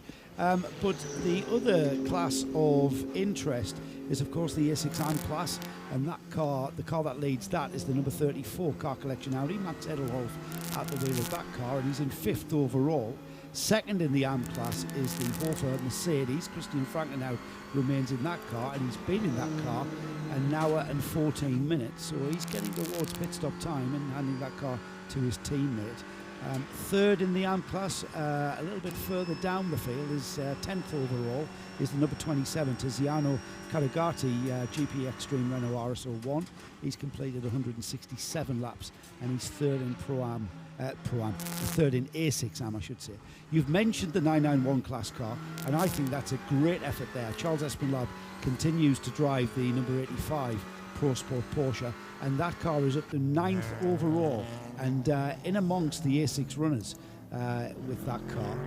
SP2 is the IDEC Sport Porsche. Romain Wozniak is at the wheel of the number 75 Porsche, and that car is in 11th place overall, with the SP2 second place car behind it, just a lap down off it, in 12th place, and that's Gregory Passe, I should say, in car 78, and that's the Speed Lover Porsche 991. TCR is still being led by the Seat Leon of Modena Motorsports. That's car 216 in 13th overall. And then second place in the TCR class, 15th overall. Christian Kronenberg is in the Audi RS3 of the Car Collection team. And as I speak, Christian drops down to 16th as the Stuart Hall Rofco Mercedes progressing his way up the order after losing so much time earlier on with that broken suspension. Now we've got Stewie Hall lapping in 2 minute 12 there last time by because of traffic. Paul? Yes, he's 17 laps behind the race leader, and that is exactly the same number of laps that he lost in stopping out, or he, not Stuart Hall, Nicola Manassian stopped out on the Mistral Straight, and then having the car repaired when it got back to the garage. So those 17 laps have not got any bigger or smaller since the car had its problem and came back into the race. And that's a shame, Paul, because that indicates to us that they would have been on the pace it would have been the lead Porsche. Exactly, and it would be right there up in second place, because as you said, the second place car is actually 2 laps behind the lead Porsche, so it would be on the lead lap. If all else had been equal. If there are lots of ifs, there's a bag full of ifs behind every garage door, no doubt. There is, and ever may it remain so, because otherwise nobody would go motor racing, because they might not win. Yeah. The car that's impressing me at the moment is the IDEX Sport Racing Mercedes, because that's not a highly fancied car. Yes, it's a Mercedes AMG GT3. IDEX Sport Racing certainly know what they're doing, and they've got some reasonable drivers, but they certainly don't have a team full of great drivers in there. Paul and Patrice Lafargue, we've already lauded Paul Lafargue, he's quite quick. Alban Veruti is also pretty good. The other two, Patrice Lafargue, the father, and Dimitri Enjambert, not quite as quick, but the car itself staying out of trouble and going very nicely indeed to hold that third place position at the moment. It also is a lap behind the car in front of it, but it's going very nicely indeed. Christian Frankenhout deciding that he's going to go very nicely indeed, and he burns a joker as well, and that's the first joker that the Hoffa Racing Mercedes has used up in the race. Christian Frankenhout then doing a 2 minutes 10.614, and that's quite a lot underneath his minimum reference lap time actually, because Christian Frankenhout is supposed to be 2 minutes 12 or over, so doing a 2 minutes 10.6 sounds a bit like Christian said, the track's getting really good, can I go a bit faster? So, as I say, you do have these 10 jokers that you can use, and in some ways if you don't use them, then you're wasting them. So you mentioned, didn't you, Joe, that Christian has been out in the car for getting on for an hour and a quarter. It's getting on for an hour and 20 minutes now, isn't it? So that car, the number one, due for a pit stop fairly soon, although Christian has had a double stint, so the fuel should be all right, but the maximum driving time is going to be 2 hours. Remember, he had 2 fuel visits under code 60. Yeah. So they did get a lot of fuel into that car still. Yeah, that's right. So in fact, they're all on pretty much the same refueling schedule now, aren't they? Because of the code 60s that we had last time. Yeah. The one that's a little bit later on the schedule is going to be Malicelli, of course, because even though he came in at the same time as everybody else, took on the fuel, they then messed around trying to get the door light to work, and so lost a little bit of time in the pits. But that means that he'll better stay out that extra couple of laps come the end of the stint. Every cloud has a silver. If only that. Well, yeah. The number one car, the Hoffa Racing car, has certainly been in the wars a bit over the course of this weekend. Had the problem in night practice on yesterday, and that has had various different lumps taken out of it during the course of the event. It's doing exceptionally well, I think, in 8th place, with second in class with Christian Frankenhout in the car currently. But that's a standout for me, because they're doing an exceptionally good job in. It wouldn't be fair to say not a fancied car, but certainly it's not perhaps where they would be expected to be.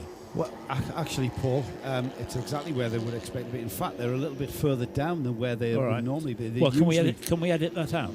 We'll edit that out. Is that right? Yeah. Before it goes out, we'll detail that out, because the Hoffa car tends to be just on the fringes of the top 3, and we've actually had it on the overall podium before, and winning the AM class. Sure. But I think Paul's point, to try and sort out this argument between you, I know it's not. It is that given the bites that it's had taken out of it, then it is recovering, and I think. What we never quite got to the bottom of is that the drivers were reporting this vibration, and they did the disc brake change, which delayed it in the pits earlier on, and then it was Chantal Kroll, wasn't it, who had that very slow lap back into the pits with the puncture, which delayed it again. I think that's, as Paul was saying, given that it's had those problems, still to be second in the A6 AM class is a good performance from the number one Hoffa Racing Mercedes. I just wonder, because we just saw that fast time come in from Frankenhook, whether finally they've got to the bottom of that vibration problem and it's running okay. I hope Nick might get the chance to find out from Hoffa Racing whether they maybe have got the problem solved, and that's why Christian did the fast lap to kind of celebrate. It is rare for that car to find itself trouble. It's been a bit out of character, the amount of trouble that it has found this weekend. To be fair, quite a bit of it wasn't the team's fault. Yeah, it's found it. Yes, the trouble found it. Yes, really, didn't it? That clearly the vibration that it suffered was homegrown, but besides that, no, I think it's been different. Well, Matteo Magliucelli is still circulating at a very, very fast pace. He's just put in a purple Sector 2 time, which means that's the fastest anyone has gone through Sector 2. But in so doing, he's received a time penalty for not respecting track limits at Turn 7. Now, Turn 7 is the all-important turn that leads onto the Mistral, and it's a very important corner because the momentum that you carry through that corner, you carry all the way down there. So that is why Matteo Magliucelli is absolutely on the edge through there. But unfortunately, we're not being told what that time penalty will be, but we will certainly have an idea of that when it next visits the pits for its pit stop. And I'm just going to see Matteo has been in that car for 33 minutes, so just over half an hour for Matteo, and the reason why that is now out of sync with the top 3 cars is because of that time it lost in the pits whilst dealing with that illuminated door number. And we also have a yellow flag at turn 12, which is on the return run back from the end of the Mistral Straight, that we're just being told that nothing more currently. It's turn 203, car 203, that has had that spin, which is Jean-Christophe Ray in the Vortex V8. That's the saloonish, touring car-ish V8, which has done a circle at turn 12. The yellow is still out, which would tend to indicate, therefore, that it might be marooned to one degree or another, because that's been a couple of minutes or more, so it's not something where he's simply gone around in a circle and got back on track. So maybe he's damaged it. Isn't that where the man with the quad bike and the strapping is lurking? I'm sure that's the area of the circuit where the quad bike and the man with the big length of strap, and he does a cracking job, an astounding job of just rolling onto the track side, tying the car to the rear of the quad and then and getting it off. Car 203 has continued. It's regained the track, so the man with the quad bike isn't required. And 203 into the pits. Jean-Christophe Ray at the wheel of the Vortex V8. It's the, as you described, Mr. Tarsi, it's the one that looks like a BMW at the front, but it is in fact just a bodied space frame race car. I think they're both BMW bodied, aren't they? Both 203 and 204. 204's got the prototype kind type, the sci-fi kind of look. Oh, is it? Okay. Like something out of a right. 1970 sci-fi movie. It's a great looking car, very vicious looking car. Expect to see it in Department S. If you watch Department S, that is. And that car showing great presence of mind straight into the refueling area, rather than to run it down pit lane straight away. Yeah, it's good. You say that, Paul, and it's a good point, because in the heat of the moment, having made that mistake or had an incident out on track, your instinct is to get it to the garage, get the car to the garage, get the car. Oh, I've missed the fueling. And here at Paul Ricard, the refueling station is at pit in. At some of the circuits we visit in the 24-hour series, it's at pit out. So, that's another aspect that you've got to get into your head. What circuit am I at again? Where's the refueling rigs? And it's at pit in, and you've got to do that. Doesn't matter what state your car is in. And Chantal Kroll comes to mind when she had that puncture. The car, the tyre was completely off the car. The carcass of the tyre had left, and she was running on the rim. And she had the presence of mind, before she went to the pit garage to repair the car, she pulled into the fuel station and took on fuel. It's a state of mind and a concentration level that you have to completely keep consistent. And also somebody shouting down the radio at you to make sure that you... Well, that you would do help, that as well. yes, indeed. Yeah. The other thing which, again, it's stating the obvious, really, but when a car gets stopped out on the circuit, as we've seen it happen, they get put onto the back of a flatbed. The flatbed brings them back to the garage. You put the car in the garage, fix it, send him on his way again, and say, right, reset fuel, off we go. and you completely forget that actually you haven't got a full tank of fuel, but you've only got whatever was in the tank when the car stopped out on the circuit. So again, presence of mind, know what you're doing. When the fuel light starts flashing, know that it's actually important. You need to. This is, as Joe keeps on saying, why we love this kind of racing, because there is always something extra to think about. You've never covered all the boxes, you've never ticked everything that you need to tick. There's always something that you learn. There's always something to be thinking about. And over the course of the 24 hours, you've got to be able to stay on top of that. And when that happens, of course, you've got to stay on top of it. You've got to make sure that you're doing all the right things. But even when you think you've ticked all the boxes, somebody can actually deliver you another box that you didn't even know you had to tick. Absolutely, and that's again another reason why we love this sort of racing. Yeah, just half a minute away from the 8 hours into this 24-hour race, and that means that here in France it's 10:30. Back in the UK, 9:30. And wherever you are around the world, the temperature here at Paul Ricard, 13.7 degrees, and that's as low as it has been for the whole of the 24 hours thus far.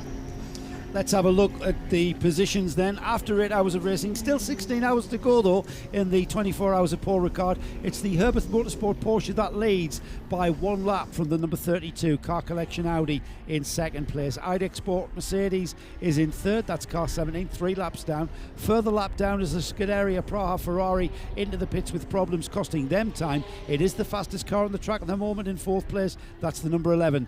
The SPS Automotive Performance Mercedes, car 24, is in fifth, 5 laps down and on the same lap as it.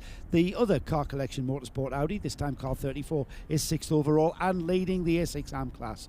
A6 Pro continues with GP Extreme's Renault RS01 car 28 in 7th. Then the second placed AM car is the Hofer Racing Mercedes. We've heard about their character building race so far. Car number 1 is in 8th place. 9th place, Pro Sport Performance leads the 991 class in car 85. The other GP Extreme Renault RS01 rounds off the top 10, car 27, third in the AM class, 10 laps down off the lead. And in 11th, the IDEX Sport Porsche car 75 is in SP2 class, 14 laps down. Behind it in 12th, car 78, the Speed Lover Porsche, also in SP2, another 15 laps down. Modena Motorsports Seat Leon leads the TCR class, car 216 is in 13th place. Porsche Lorient Racing's Porsche, car number 65, is in 14th. The recovering Rofco Racing Mercedes, with Stuart Hall at the wheel of the number 31 at the moment, is in 15th place. The 333 Car Collection Motorsport Audi RS3 is second in the TCR class in 16th place. 17th place sees Cadspeed Racing, another Audi RS3, car 108. Great drive from those boys. The TCR class is third in class for them. VDS Racing Adventures Mark Focus V8, car 58, is 18th. And in 19th place, our only Cup 1 runner is the Duo Racing BMW 235i, currently in 19th place, that's car number 235. Rounding off the top 20 then, the Insight Racing Denmark TCR runner is the number 124 Honda Civic, rounding off the top 20 after 8 hours of running. Still 16 hours to go. Car 308, I should say, is in 21st place, 32 laps off the lead. Track Club's Lotus Evora, car 111, is 22nd. 23rd is the APO Sport 80, currently in the pits. Team Altron Peugeot, car 908, is in 24th. Out of this race at the moment, the Car Collection Motorsport car 33, the Audi R8, is 25th but not running. Car 204, the Vortex V8, continues to recover and is in 26th place. Car 203, just into the pits after a problem out on track, is 27th. And the FAC Autotech has had a software reboot in 28th place, and that's car 240 in the Porsche Cayman.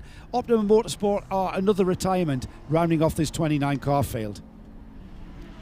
Let's head down to Nick Damon, who has captured Tom Dyer, and Tom just out of that SPS car. Fresh out of the 24 car. Interestingly, a car that didn't stop for fuel that came in. Tom, how was that hour and 3/4? Oh, it was great. You know, I'd go for another hour and 3/4 if they let me. So maybe we can change the rules around and let us guys get out there for a little longer. But it was a good time. Is this your first experience of Creventic racing? No. We did this race. My first time was here last year in a Vortex. Didn't go so well. No surprise. Yeah, no, I mean, it's a good car. It needs development, So, I don't want to say anything ill about it because it is a lot of fun to drive. But it was a tough event for us. And then we did Barcelona later that year and Dubai earlier this year. So yes, then was the answer. Plenty of them. You're involved with the Lexus program, aren't you, over in the States? Actually, the Acura. Oh, good. Oh, no. Right, sorry. I'm off. They're very similar because we haven't got Acura. Honda Acura. Hang on. You're also involved in the Acura program in the States. Absolutely, yeah, I am. In fact, they're racing right now at COTA, so hi to them. Hope they're doing well. Miss those guys. We're working really hard to continue to better the program so that we can make it a customer program for 2018, and it's well on its way on that track. How do the cars compare? Obviously, they're both they're quite different in mid-engine and front engine. How would you compare the two? Yeah, I mean, this one's sort of big and nasty, and just wants you to get after it. But not so great in the low-speed corners, but it's really good in the high-speed turns. I think the Acura is definitely a bit more nimble, a bit better balanced in some areas, and other areas it doesn't do as well as maybe the Mercedes does. So that's kind of what we're working on over there. So you can bring back some feedback then. Yes, exactly. I don't want to call it espionage, but yeah, I'm gathering data for sure. Thanks, Tom. So Tom's working for Department S. Yeah, he's a double agent. Don't worry, Nick. We can edit that bit out when you mentioned the Lexus program. So after 8 hours of racing here in the 24 hours of Paul Ricard, we look back at what has gone so far with the Robert Reinauer Herbert Motorsport Porsche leading so far, and it has got a 2-lap lead to the second place car. But let's have a quick flashback and see just how things have developed.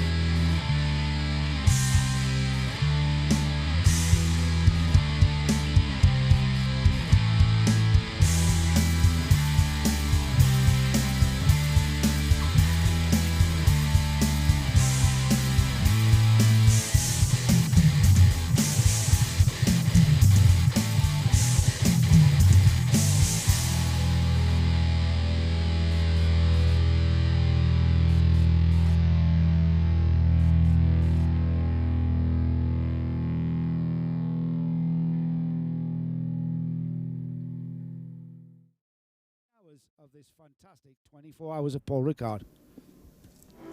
And the race leader then, Robert Reinauer, has, as we've gone now over the 8-hour mark, been in the lead of this race now continuously for the last 3 hours. Not Reinauer, but the car itself has been in the race continuously for 3 hours. More news from the pits. Nick Damon is there. Yeah, I meandered down to the 333 car, the Audi RS3, and it's undergoing a brake change. So they can only get 8 hours out of each set of pads, which is surprising. As always, to my right is J.M. Lippmann. Is this car particularly heavy on brakes? No, I don't think it's a brake. I don't think it's a pad issue. I think it was actually a rotor and a rotor issue rather than actual pad failure. It looks like there's lots of life still in those pads, but we have struggled a little bit on brakes this weekend for some reason.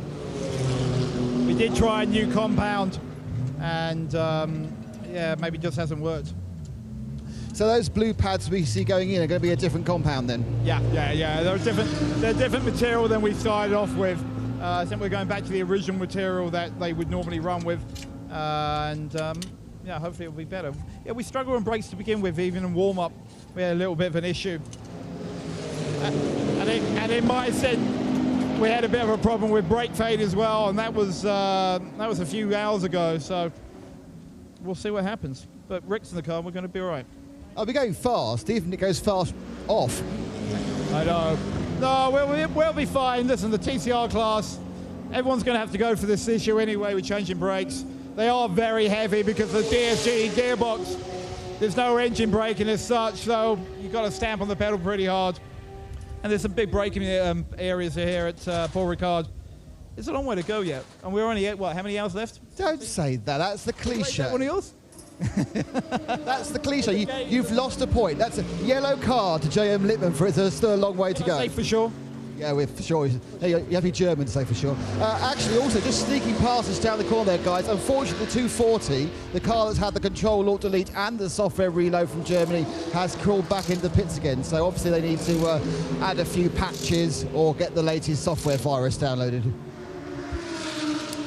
The interesting thing about that interview with Jem Lippmann there, Nick, was the fact that he didn't know how long was left in this race. And I suppose with 16 hours to go still, you don't really want to know how long there is to go. It seems a very long time right now, doesn't it? That they've had a relatively easy run of it. They haven't had any horrible dramas with that car, but clearly when they're now looking at most of the night and 16 hours, that's a long way yet to go.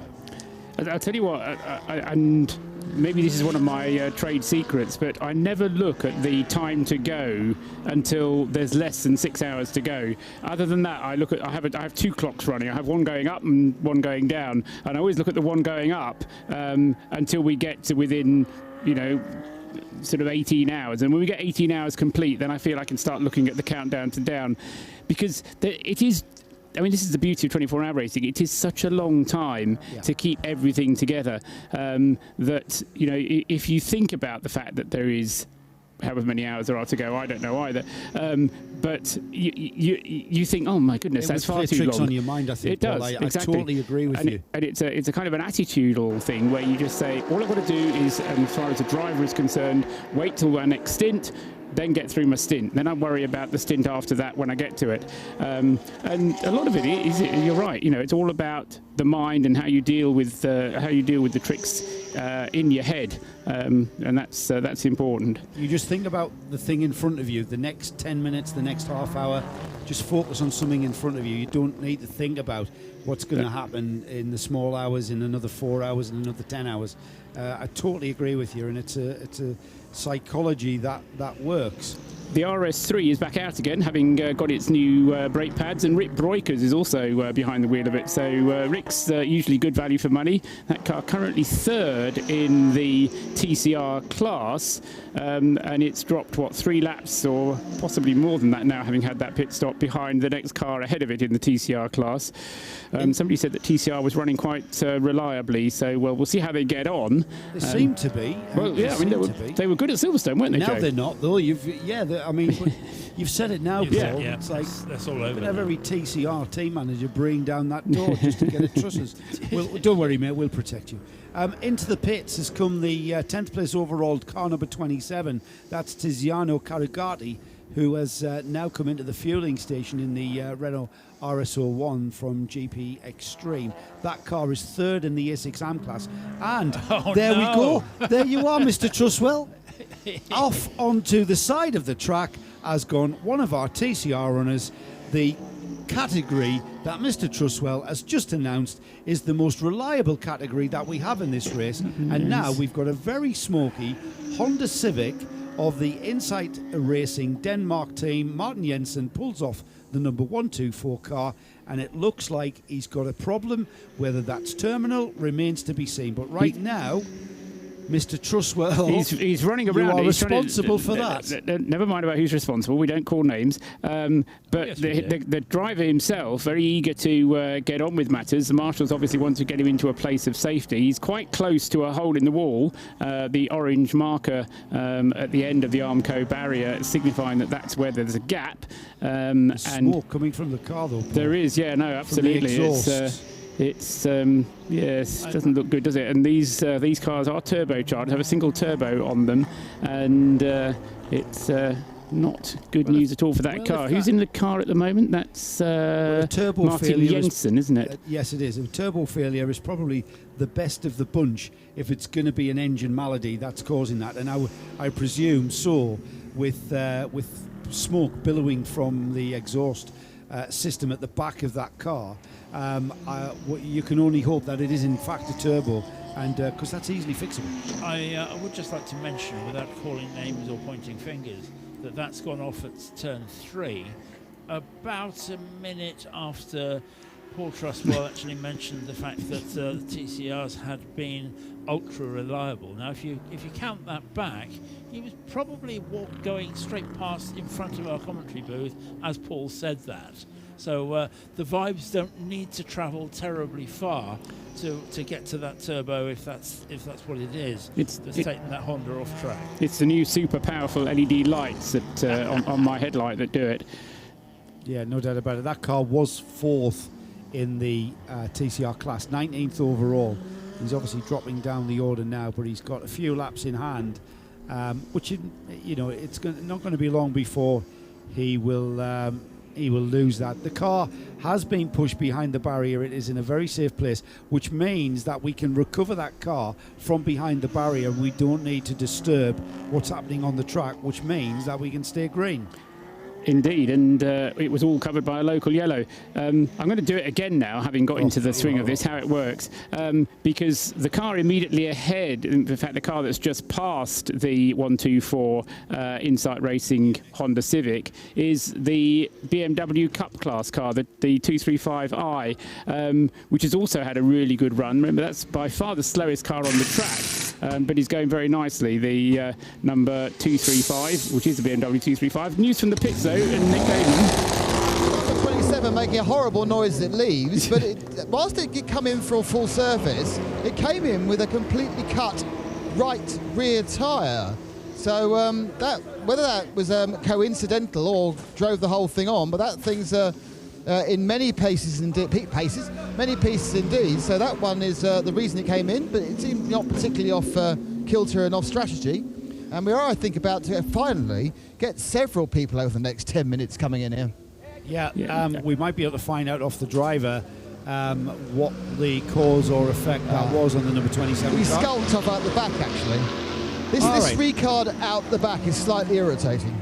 Yes, I know. Yes, it was before. Go and drag him out.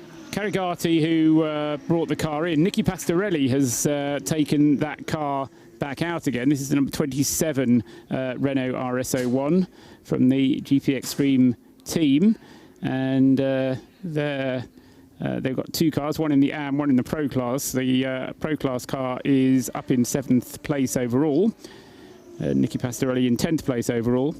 So yeah, Robert Renauer is, an hour and 40 minutes into his stint. Dimitri Engelbert in the IDEX Sport Racing car is an hour and 50 minutes into his stint.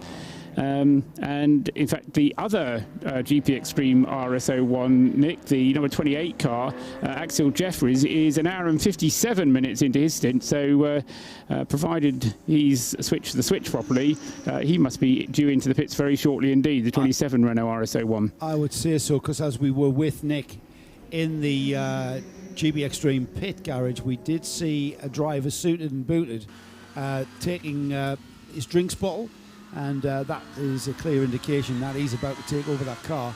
So Axel Jeffries is actually into the fueling area, so you are absolutely on the ball, Mr. Trustwell. And the fact that he's been out for an hour and 57 minutes meant that he had basically just one lap to come in before he infringed the regulation of the restriction of not going beyond 2 hours in the car per stint, that is. So it may have been that those two Renaults are sharing adjacent spaces in pit lane, and it may have been that if the other car had had a puncture, they decided to bring that in first, and that therefore that would have put the car out for another lap, cutting it a bit fine. I don't know, but that's a possibility. Possibility, isn't it? Yeah, you're right. And that, if that is the case, Paul, that's pretty heads-up thinking from a team perspective. Yeah.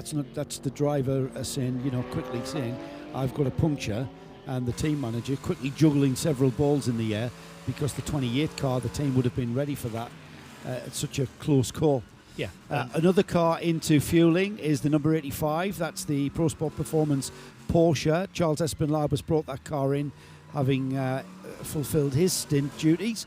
That's the car that is the only car running in the 991 class, and that's the car that's running 9th overall, and putting to shame a lot faster cars out there.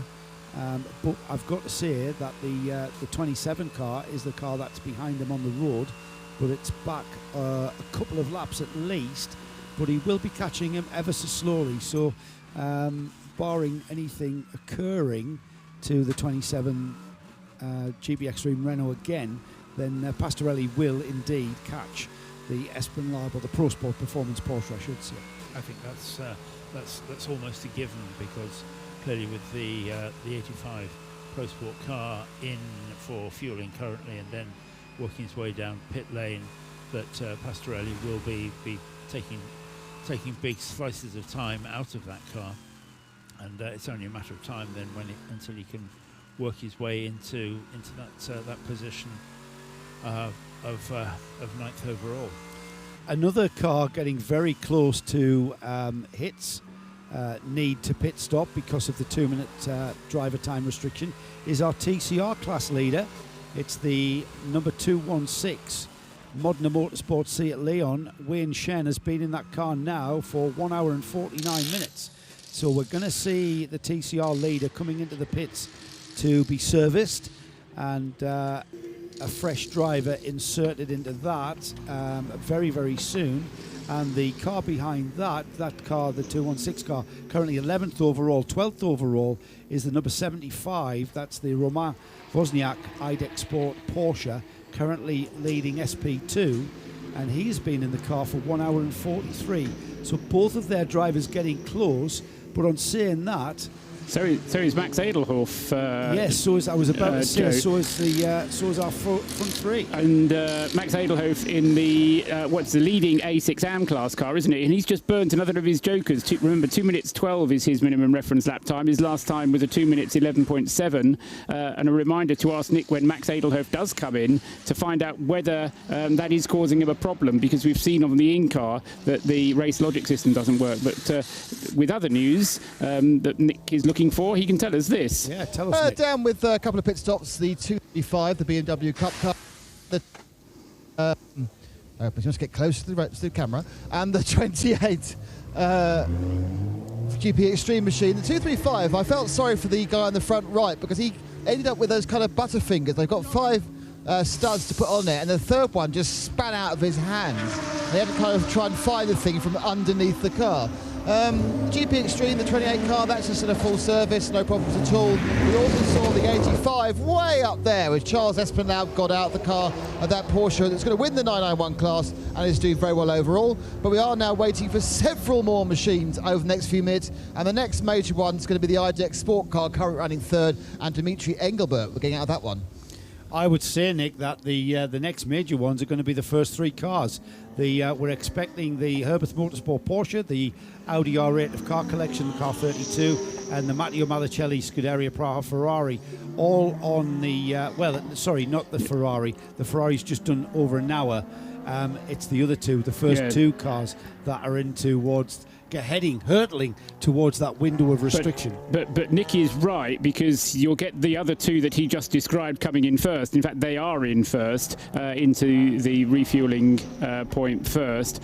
And then 2 laps later, we'll get the leader and the second place car in, and then 2 laps later, we'll get Malicelli in with the Ferrari. Remember, the Ferrari spent that extra 2 minutes sitting in the pits having the door seen to, or the side light, the number illuminator seen to, and so he came out 5 minutes later, so obviously he's going to come in for fuel 5 minutes later, there or thereabouts. But we've had a good solid run here of no code 60s since the last code 60, obviously, and that's given us this kind of stretch where everybody is now on the same refueling strategy. And that in itself is going to be bring a fresh breath of fresh air into this race, because we are going to see quite possibly the Malicelli car, if not in the lead, then close to the lead. Currently sitting 4 laps behind the leader. The stop is unlikely to take 4 laps, but as you said, Joe Bradley, we can get to that scene that we've seen 100 times of somebody coming in and they can't start that hot engine, that they can't get a wheel nut on. All those kind of things will come alive when the 911 car and the number 32 car come in very, very shortly. Presumably, the fix that they've done on that Ferrari with the light, I mean, it looked to me what they did was actually put some kind of battery-operated light on there. They're going to have to change the batteries every pit stop in order to keep that light illuminated, I suspect. Christian Frankenhout as well, another red time for him. A red time means underneath the minimum reference lap time, 2 minutes 9.827 for Christian Frankenhout. His minimum time is 2 minutes 12, so he's celebrating, I think, the fact that car A is working well, B is coming towards the end of his stint. Nick Damon. 34 has crawled, well, drifted in behind the white and blue car collection machine. Max Edelhoff's got out. So it's pretty standard stop. Couldn't quite see who got it. It is incredibly blowy. There's a huge wind running up directly against into the face of them going down start finish. Every now and again you get almost drawn back by it. The Edelhoff stop is the Mistral on the Mistral straight. You're right. If only it was a Maserati Mistral, we could drive home in it. Off goes the car collection machine. I'll catch Max later. But in and arriving at my feet is our surprise third place car. It's the IDEX Sport, and out we'll get Dimitri Engelbert, and in we'll get Elvin Franuti, and they are doing, I would think, beyond their wildest dreams. Of course, it's the car that's also shared by father and son Lafarge, Pierre Lafarge and Paul, and this is the car I think which is the surprise of the whole team so far, but mostly because it's done the let's keep going, having no problems turning laps concept, where some of the other cars have dropped down slightly, but it is a pretty standard stop. They're going to give you a bit of clean. No one yet in any of the cars towards the top have looked at or done a routine pad and disc change. They will tend to try and have to do one during the race, and they often will start about hour 9 or 10 and any time to hour 14. They don't split it 50-50. And I'm going to try and grab a word with Dimitri, because he's one of the people within the team who actually speaks English. Which way is the wind blowing, Nick? Is it a tailwind or up directly into the face of the car down the main straight? So it's going to be straight. It's trying to blow me towards pit-in. Okay, so that's a tailwind down the Mistral. Yes. So the Mistral is blowing people down the Mistral straight. Another car that is desperately owing us a pit stop is our TCR leader, gentlemen, and that's Wayne Shen in the 216. He is on a stint time of 1 hour and 56 minutes, so he's got to be coming into the pit soon. And talking of TCR, we've just seen the flatbed truck only now getting to the Honda that we saw having that smoky stop out on the circuit at turn 3. That seems to have taken quite a long time to get out of there, and that it's only now that the flatbed will be working his way. In fact, he isn't even working his way back yet. They've only just starting to get that car onto the truck, and it's going to be quite some time yet before that car gets back to the pits. Wayne Shen into the pits, well, into the fueling station, that is. It's and while Wayne Shen gets refueled, let's have a word with Dimitri, with Nick Damon. Dimitri Engelbert out from the 17 IDEC car. Are you surprised that when you came in the pits, you're in third overall? No, it's not a surprise, because the car is very fast. I have a very good feeling with the track. Since the start of the weekend, No, it's not a surprise because we did a podium 2 meetings ago. So now the goal is the same, is to finish on the podium. And the car is perfect. It's a very, very, very good sensation, very good feeling in the car, and drive in the night is perfect. It's very, very windy. There's a kind of a mistral blowing up and down. Is that affecting the car? Yes, a little bit, not in the straight line, but in the very fast corner. Sometimes you can lose apex because a lot of wind, but in the straight line, no problem. Dimitri, well done. Thank you. Wow, is the wind that strong that it's blowing the cars around and off there and missing their apex? It often really happens. It's the gust that does have the impact, Joe. And it's interesting to hear that from Dimitri. And I mean, this is it. You say that a driver's punching above his weight, and he says, no, that's where we expect to be. So as a result of that stop, Alban Veruti, as Nick told us, back at the wheel of it, and Alban is certainly very quick behind the wheel of that car as well. So between Alban Veruti and Paul Lafargue, they are the two quick drivers in that car, and I suspect that Alban will drive now for getting on for 2 hours, and then we'll get Paul Lafargue in it for a couple of hours, which will be getting us through the meat of the night. And then Paul, I would expect, be handing over to Patrice after that.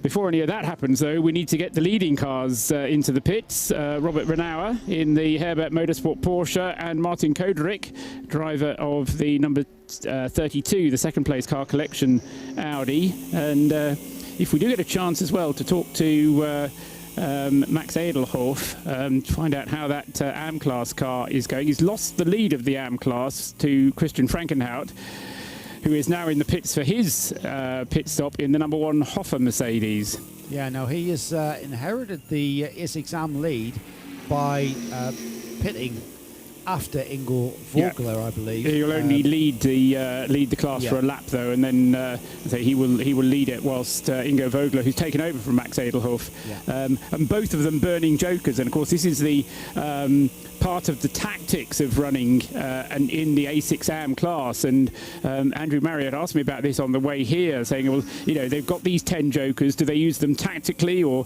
just for emergencies? And clearly, Christian Frankenhout has been using some of his tactically there with one of his laps down in the 2 minutes 9, almost 3 seconds underneath his minimum time. It's a bit like the concept of push to pass in IndyCar. You've got so many, and if you don't use them, then you're wasting use them when them. you're racing with someone though on the track for track position. If you're going to respond, it seems like you've got to match your competitor. Or do you play the long game and just wait and see where you are tomorrow? But there's no point in doing it for half a second. No, you've got to do it, and that's exactly what Christian Frankenhout was doing. Yeah. So, it's good stuff. And the other trick is to save them for when the track is at its best, because if you use them all now and then suddenly find that the track gets 2 seconds a lap quicker in the happy hour, then again, you've kind of wasted them. So it's all a question of knowing when to go and when not to go. Into the fueling stops then have come our 2 leading cars.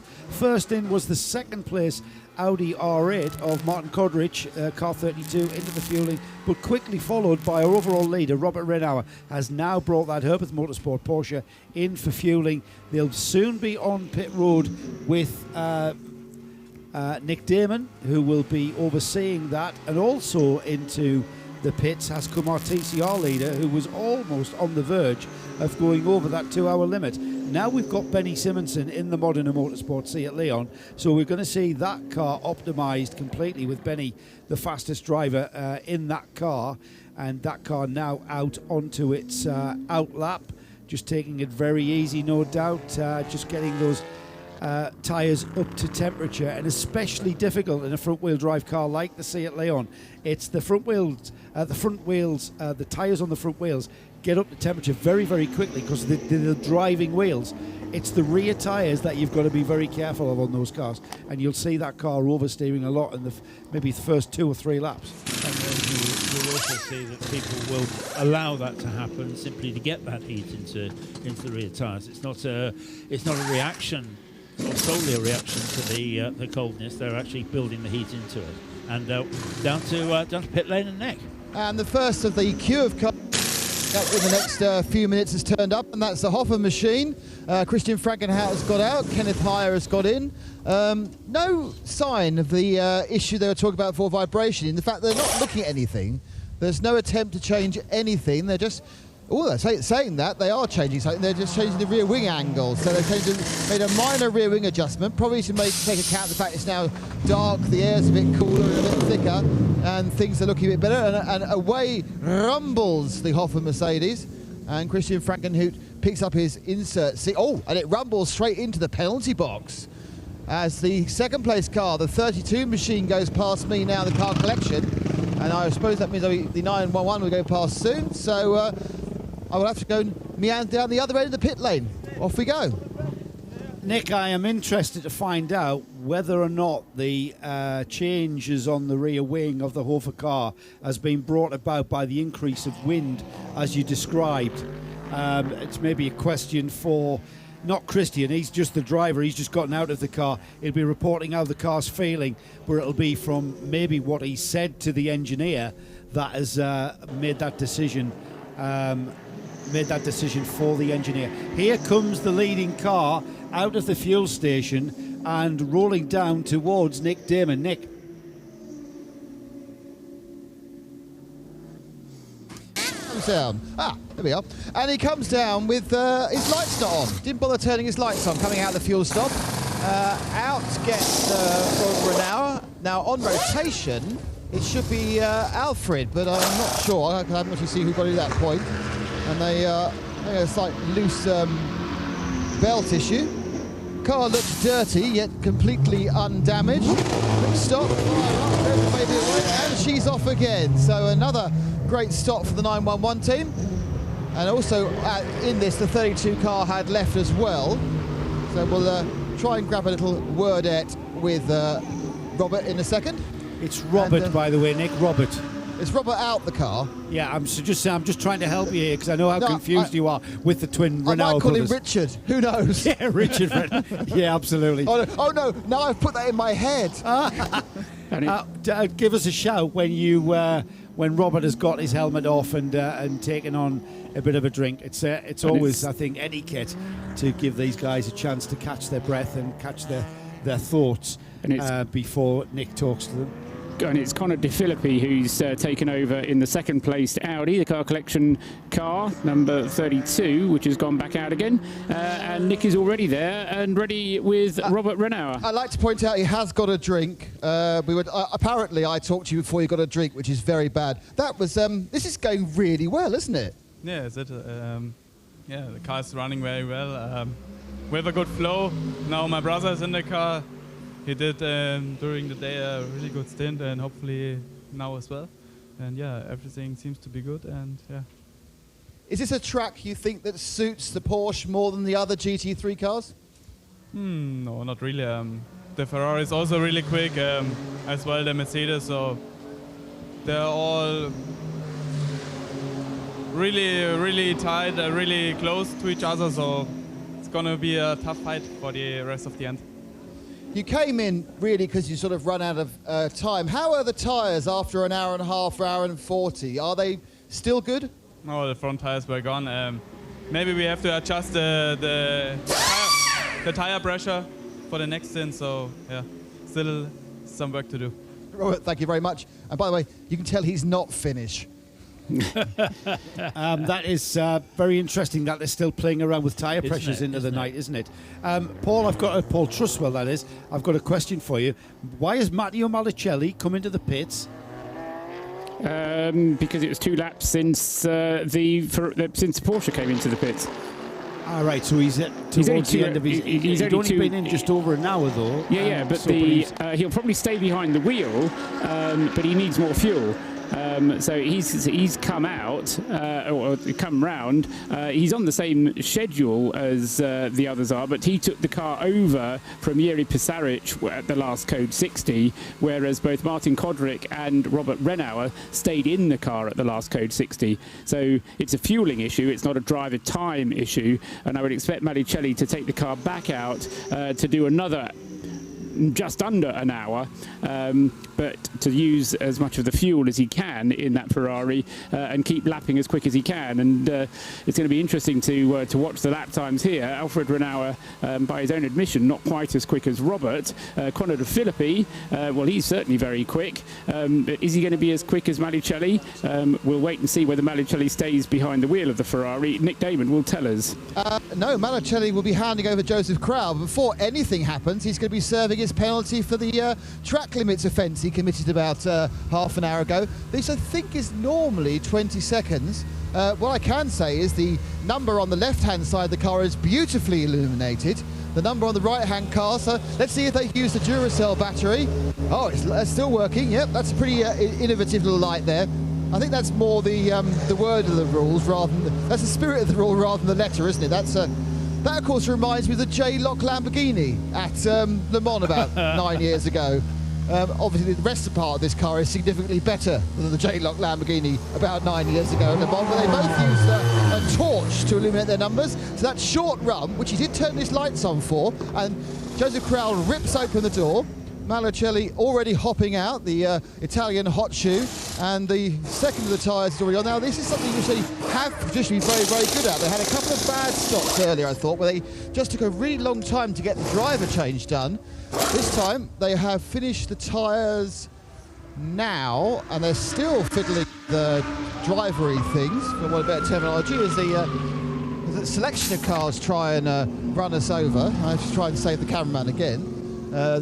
The Vortex was trying to overtake the rescue truck down the pit lane. That is ridiculous. Anyway, so that car's gone, and I'll have a word with Matteo in a second. Excellent stuff there. We get a chance to speak to Matteo Malucelli when he gathers himself up and prepares himself for his interview with Nick Damon. So we've got Alfred Renauer now in the 911, and information from the race officials to that team to have that car turn on its rear lights. Now, that I suspect could be a problem, because if he's got his lights on at the front, automatically the car should be showing lights at the rear. We'll try and pick it up on the track and see if we can see from our monitors if indeed that car is not showing any red light to the rear. That's a bit odd. When it left the pit lane, I was watching it go out of the window here. They hadn't actually turned its headlights on. Nick had told us when it came from the fueling area to its pit, it hadn't turned its lights on, and it hadn't turned its lights on as it went out of the pit lane. But you're right, we do need to try and find a TV shot, or wait till it comes around at the end of this opening lap to see whether or not the 911 Porsche does have the rear lights on. I can't see any situation where it would have front lights on and rear lights off. Well, unless there's a tail problem. Right, let's head back down to the pits with Matteo Malucelli, who was with Nick. Matteo, you went really, really quickly, but you look very disappointed. That was a really annoying problem to lose laps with. Yes, we had a problem with the number on the door, and then we are trying to make our best, but we get another penalty. I don't know why, but no comment.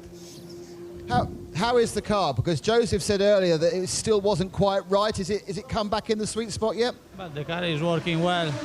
We have no problem on the car, and we are aggressive like all the other cars, but we get the penalty as always, so no comment. We have no comment. I'd like to point out that the penalty was for track limits. It's got nothing to do with aggressiveness and more about steering, but never mind, okay? Well, aggressive steering, let's call it then.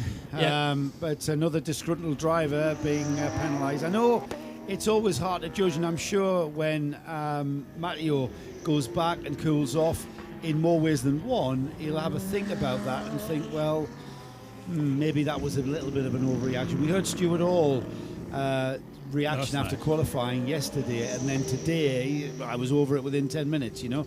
So we always tend to get the drivers out of the cars and immediately interview them when they're still running sort of on the limiter, on their personal limiter. They're all fired up. It's not a calm environment in a race car. No, it's not. And clearly the beauty of getting those interviews that Nick has been doing and Andrew as well, when people are straight out of the cars, is great because you do get the raw truth of it. But it's unusual to see somebody using no comment as a weapon, which is what he was doing twice. Not the first time someone said that to me. I can assure you. In a way, I mean, I'd rather hear them when they're fired up than when they're calmed down again. To be honest, so you know, I nothing against that, and you know, good for them.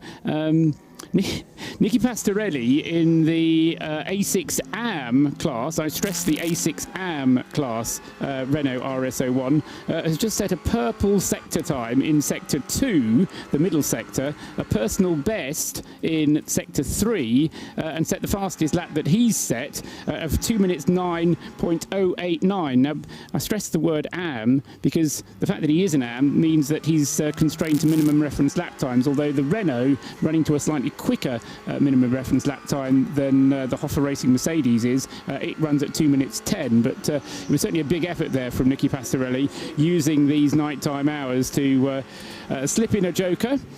As we said, you've got 10 of these jokers that you can play during the race, and you do have to play them. If you go underneath the minimum reference lap time, the procedure is that it's up to you, the team manager of the team, has to go down to race control, and they actually have a physical piece of paper, a card, which has Joker written on it, and you fill it in, say the lap number on which you wish this to be played, and then that time of 2 minutes 9 will be discounted, and you won't have to pay the 30-second stop and go penalty, which is what you would have to do otherwise.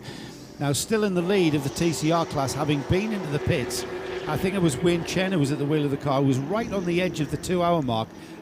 If Nick can have a wander down there and just have a word. I don't think we've spoke to either of the Chen brothers in that team. It's the Modena Motorsports team, Nick. The Seat Leon continues to lead now with Benny Simonson at the wheel of that car. But it'd be interesting to find out if they are looking as good as what is apparent out there on the track. That's your mission. Should you choose to accept it?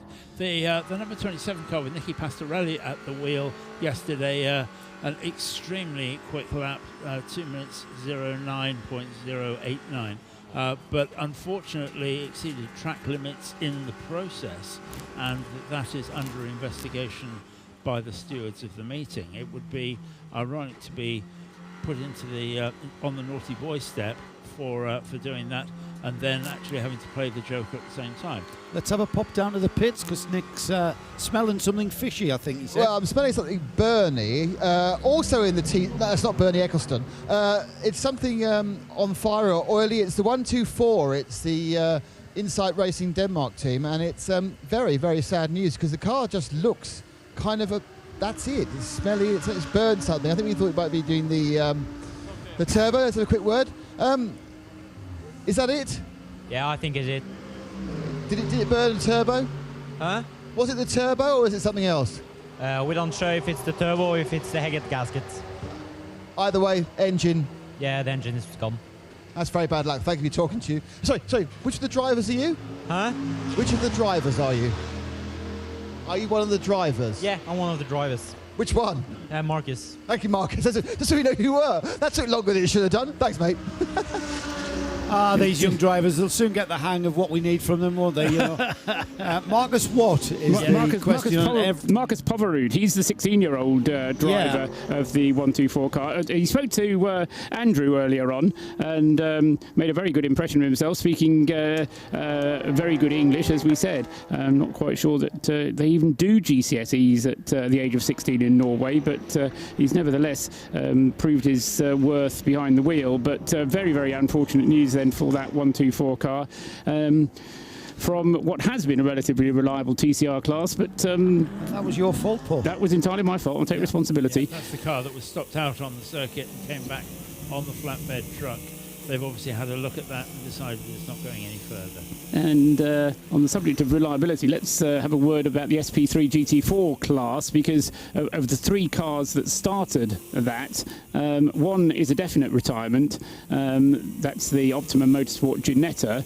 The 240 Porsche, the Porsche Cayman, has had a software upgrade and a software reboot, but in the last 4 hours, I think that car has only done 2 laps. It's done 3 laps, beg its pardon.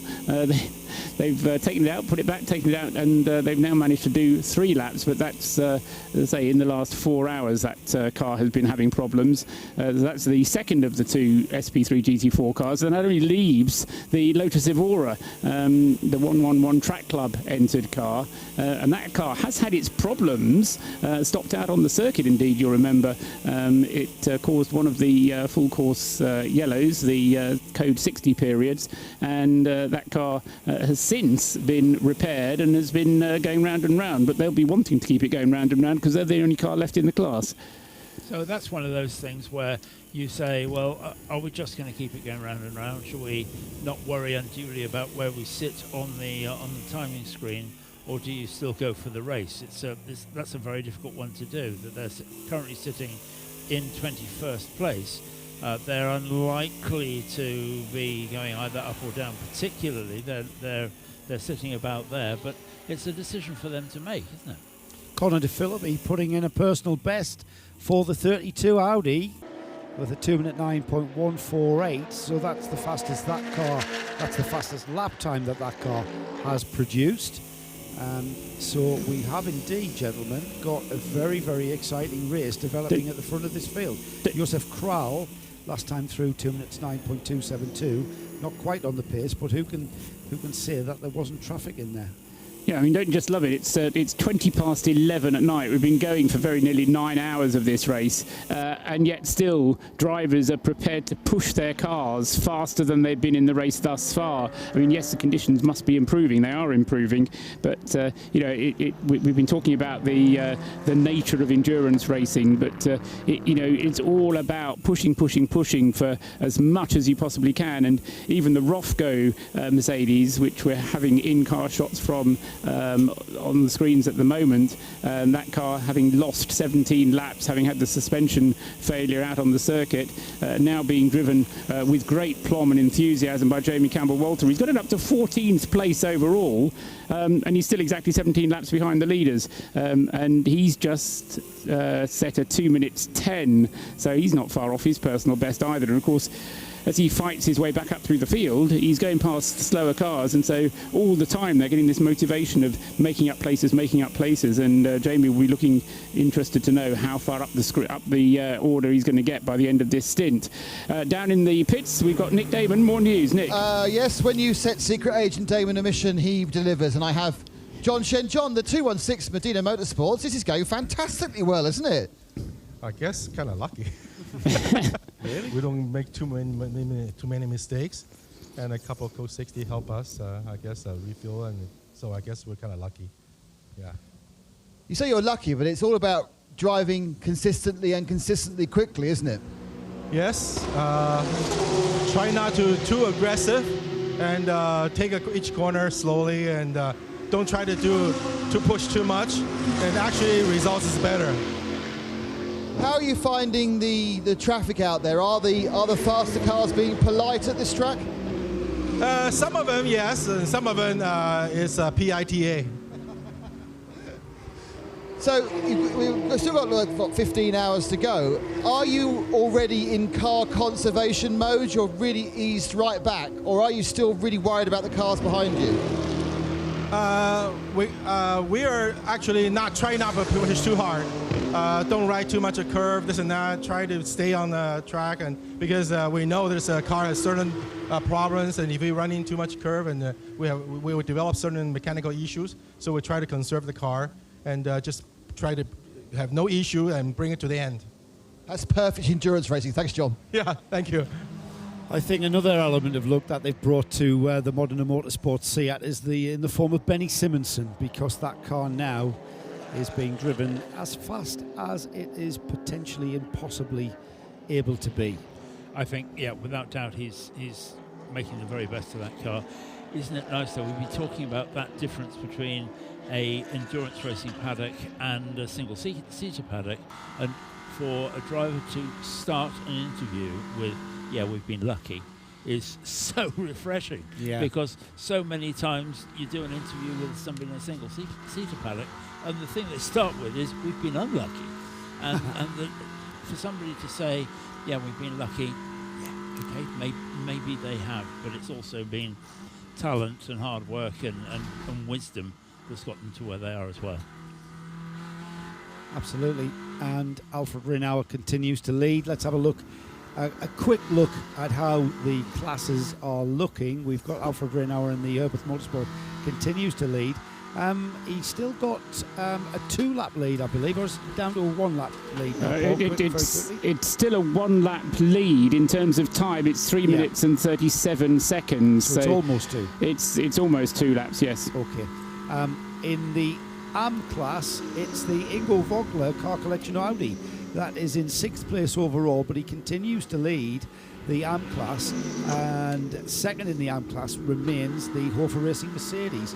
SP2 is 991 is the next car in the order. Joe Foster continues to keep that Porsche 991 Cup car of Pro Sport Performance in the top 10 overall. He's 9th overall in the 991, and that is an absolutely outstanding performance from that car. However, Nicky Pastorelli behind him on the road, he's from the A6 AM class, and he's catching the Pro Sport Performance Porsche. So we should see changes there in the next 15 or so hours, no doubt. TCR, we've just spoken to John Shen, and it's the Modena Motorsport Seat Leon that leads that class. And then we look at SP2, which is just in front of him on the road. It's Pierre-Yves Pack in the number 78 Speed Lover Porsche that leads SP2 in 11th overall. Then we look down the order, and the next car to talk about is our only runner in Cup 1. It's the dual racing BMW 235. Chris Wilson now at the wheel of that car, and that car at the moment in 18th place overall. We still have one SP3 runner, and that's the Adam Knight Lotus Evora. Adam Knight in car 111, that's the Track Club team. That car in 20th place overall. That's a quick rundown of our class leaders. But overall, this race is nowhere near over, as we've got our first 4 cars relatively very close to one another. It'll only take the slightest of problems for what is effectively a very strong lead. It's not massive, though, is it, Paul? Well, no. I mean, we saw how quickly the Ferrari, the Scuderia Praha Ferrari, lost 2 laps just trying to fix a light on the number illumination. Clearly, that was a lot to do with Malicelli's disappointment when we spoke to him. The fact that just frittered away 2 laps without them being able to do anything about it. But there's long enough to go, and it's really only 2 cars that are close together: the leading Porsche and the leading Audi. The IDEC Sport Racing Mercedes in there in 3rd place isn't really in a position to close the gap, but the 2 cars that you sort of need to keep an eye on, and it's going to be a long old chore for them, is certainly the Ferrari, and they do have the pace, and Josef Kral with Malicelli perhaps are going to drive this car through the night, and if they can put the pace together, yes, it might take the cars in front to strike some problems, but we've seen how those problems can happen. Punctures happen, little spins happen. Even though there is less traffic around, you still come across it and you still have to deal with it. So there's all kinds of things that can still happen to this. And as well, I mean, I'm going to keep my eyes on this Rofco Mercedes, because that car just taking another place there as a result of going past the leading TCR car and moves up into 12th place overall. Therefore, Jamie Campbell-Walter is driving the socks off the Rofco Mercedes, and it's not going to get back to 17 laps, but he's 12th. He'll certainly get into the top 10 if the car continues without having any further problems. Who's to say it won't get into the top 6? That's the kind of thing that you need to be looking out for to see where this race is going to go in the next however many hours there are to go, 15. Yeah, and with certainly when we talk about those first 3 or 4 cars, it's something entirely different. Let's head down to the pit. Let's head down to the pits where Nick Damon has someone. I have Christian Franken, who was wandering around. Who said, "Oh, Nick, you must talk to me." Christian, another session up there. First of all, have you solved the vibration problem on the SLS? Yeah, it's solved. We had also a little bit of a problem because there was a brake problem, so we changed the pads and discs, and that problem was gone. But maybe with the hit from Rahel, we had a little bit of a problem with the handling of the car in the rear. So we changed every pit, we changed a small thing, and now it's improved. And now on my stint it was already okay. I said, okay, we can improve just a little bit, and I think now Kenneth says, okay, the car is really good again. Jokers, Nick. So yeah, we're doing good lap times, and I did almost 2 hours on one set of tires because I fueled up on code 60. I didn't think, okay, I could hold the lap times until the end, but still, because I think it's also because of the cold weather, the tires stay better than normally here. So it was good. You had quite a good time because you burned a couple of your jokers. Was that deliberate or an accident? No, deliberate. You know. Then halfway through the lap, I think, okay, this could be a good lap time. Okay, then I can floor it until the end. So, but normally then, okay, halfway already, I see, okay, I'm too fast. Then I lift and coast a little bit and go for the 2:12.1 or 2:12.2. But now, yeah, sometimes you want to do a fast lap and see how the car is and how the car goes. And now you see, okay, the car it's really good. The setup is actually okay. We can improve a little bit more, but we're up there with the pro guys normally. You say you're constantly improving the setup. What's very noticeable from when I came back here after my dinner a couple of hours ago is that the wind's really picked up. How is that affecting the handling of the car? Well, it depends on a little bit on which direction the wind is coming, you know? Like on the Mistral straight, if you have like a headwind and you come onto the fast right-hander, you have a lot of grip. But if you have wind coming from the back and you don't have a lot of grip and you think, oh, I'm going really fast on the straight, and then you want to turn into the corner and okay, you still have aero, but you have less aero than you normally have, and then the corner is a little bit more tougher to get. So is the wind moving round lap to lap? No, not lap to lap, but I was here doing the first stint. Then it was rain, so it was already a little bit different because you go a little bit slower. But now you have wind from the back, so I can figure out from Friday and Thursday that then we had a little bit of a headwind, and it was easier to go almost flat out into the right hand, and now you really have to lift, or sometimes a little brake to make it. So you feel the difference. Christian, thank you very much indeed. And Christian's referring to the corner at the end of the Mistral, which in days of yore, when this was a Grand Prix track, without a chicane, those F1 cars would thread the needle of the ground effect cars at about 185 miles an hour. Isn't that right, Joe? Actually, not quite accurate, Nick. I was just reading up on this, and the cars, would you believe, around 200 miles an hour in the ground effect days towards that'll have been the early 80s. Yeah, we're nodding. Yeah. Change for position. In fact, change for a significant position as Joseph Kral has gone into third in the final overall podium position by putting in. And Matteo Malicelli will be looking at this and thinking, get me back in that car, because Joseph Kral has just put in the fastest lap of the race with a 2 minute 7. Let's say that again, 2 minutes 7.327. And not only has he put in the fastest lap, but he's moved ahead of the number 17 Alban Veruti driven IDEC Sport Racing Mercedes. Last year, Joe, the fastest lap of the race was a 2 minute 7.261. So we've got a little way to go to get to last year's fastest race lap time. Although, having said that, last year's fastest lap was set by a certain chap called Schneider, who I think is retired from motor racing. But Ben Schneider was driving an HTP Mercedes here. He's retired, Ben Schneider's always retired. Oh, I see. Right. If you look in Wikipedia, it says that Ben Schneider is a retired racing driver. Well, quite, yes. I mean, he's still an active but retired, a bit like you. You retired, haven't you? Kind of. Yeah, quite. So anyway, Ben Schneider set fastest lap in last year's race at 2 minutes 7.26. This is a 2 minutes 7.32. So I think there is a little bit of I can drive faster than you between Josef Kral and Matteo Malicelli, and I think that a good team manager might be able to use that for the benefit of the Scuderia Praha team. And you know, that 5 minutes that the car lost having the lights fixed might yet be sorted at some point. Well, yeah, it's going to be a hard slog for them because it's 3 laps that they're going to have to catch up.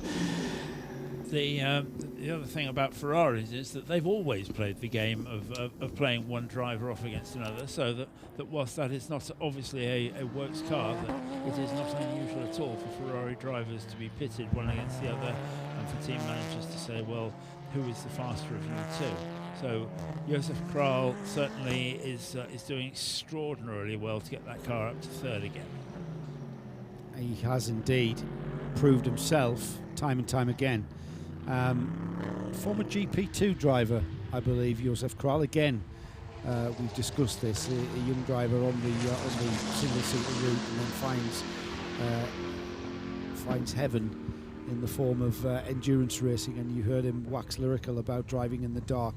That wind looks to be, as we look out of our windows, that wind looks to be very, very fierce.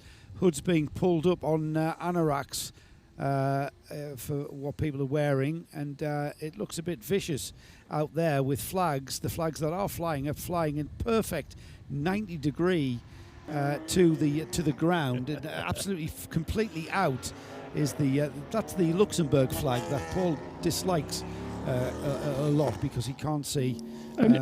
Only because it's directly in my line of vision to where the checkered flag is. So it doesn't annoy me at all unless the checkered flag is due. And then I look up there and think, oh, the checkered flag's out. Well, that's not going to annoy you for another 15 hours. Exactly. Then, so it's fine. No, and it's not because it's the Luxembourg flag. No, but it has, yeah, no, but it does have some stripes across it, which, you know, anyway, let's, as I say, it's dark anyway, so I can't see it. And the checkered flag isn't due for a while, so there's no problem with it.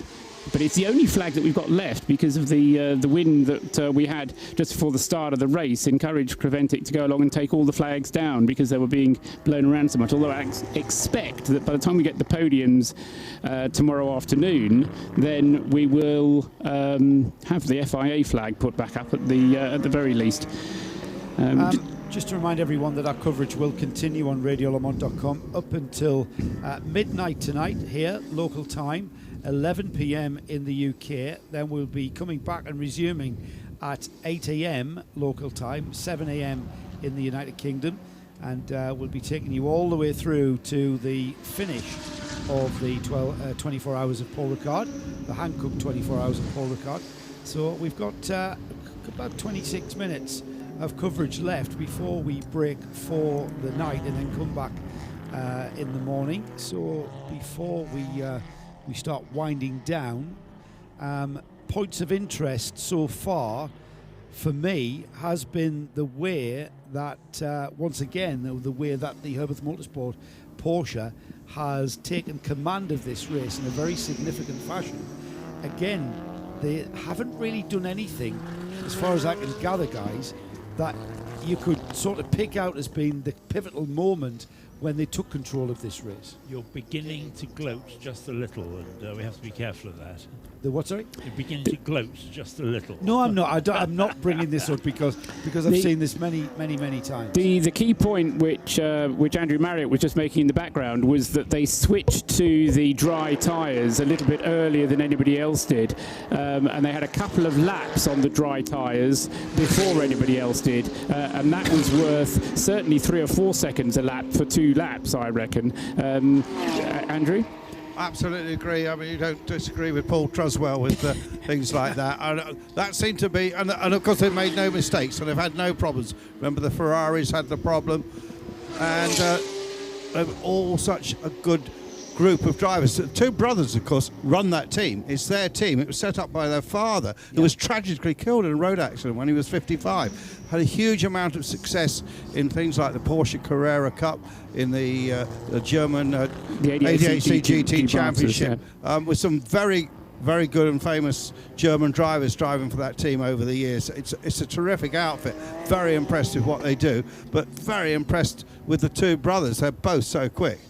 And now your choice of prediction at the beginning of this event, Andrew, was the number 32 Audi. Now that's still in with a chance because it's lying second. Well, it's lying second. Colin De Philippi doing a great job in that at the moment. I haven't got any money on it, so I'm not that worried. You have. You've got 1 million havens. Oh, I haven't really. That's the currency we work. You have to explain that to me because being new to this team, but it must have something to do with Martin Haven, I suggest. That's it. Yes. Okay. So doesn't that just prove the value of what we're talking about? What we're I see. Yes.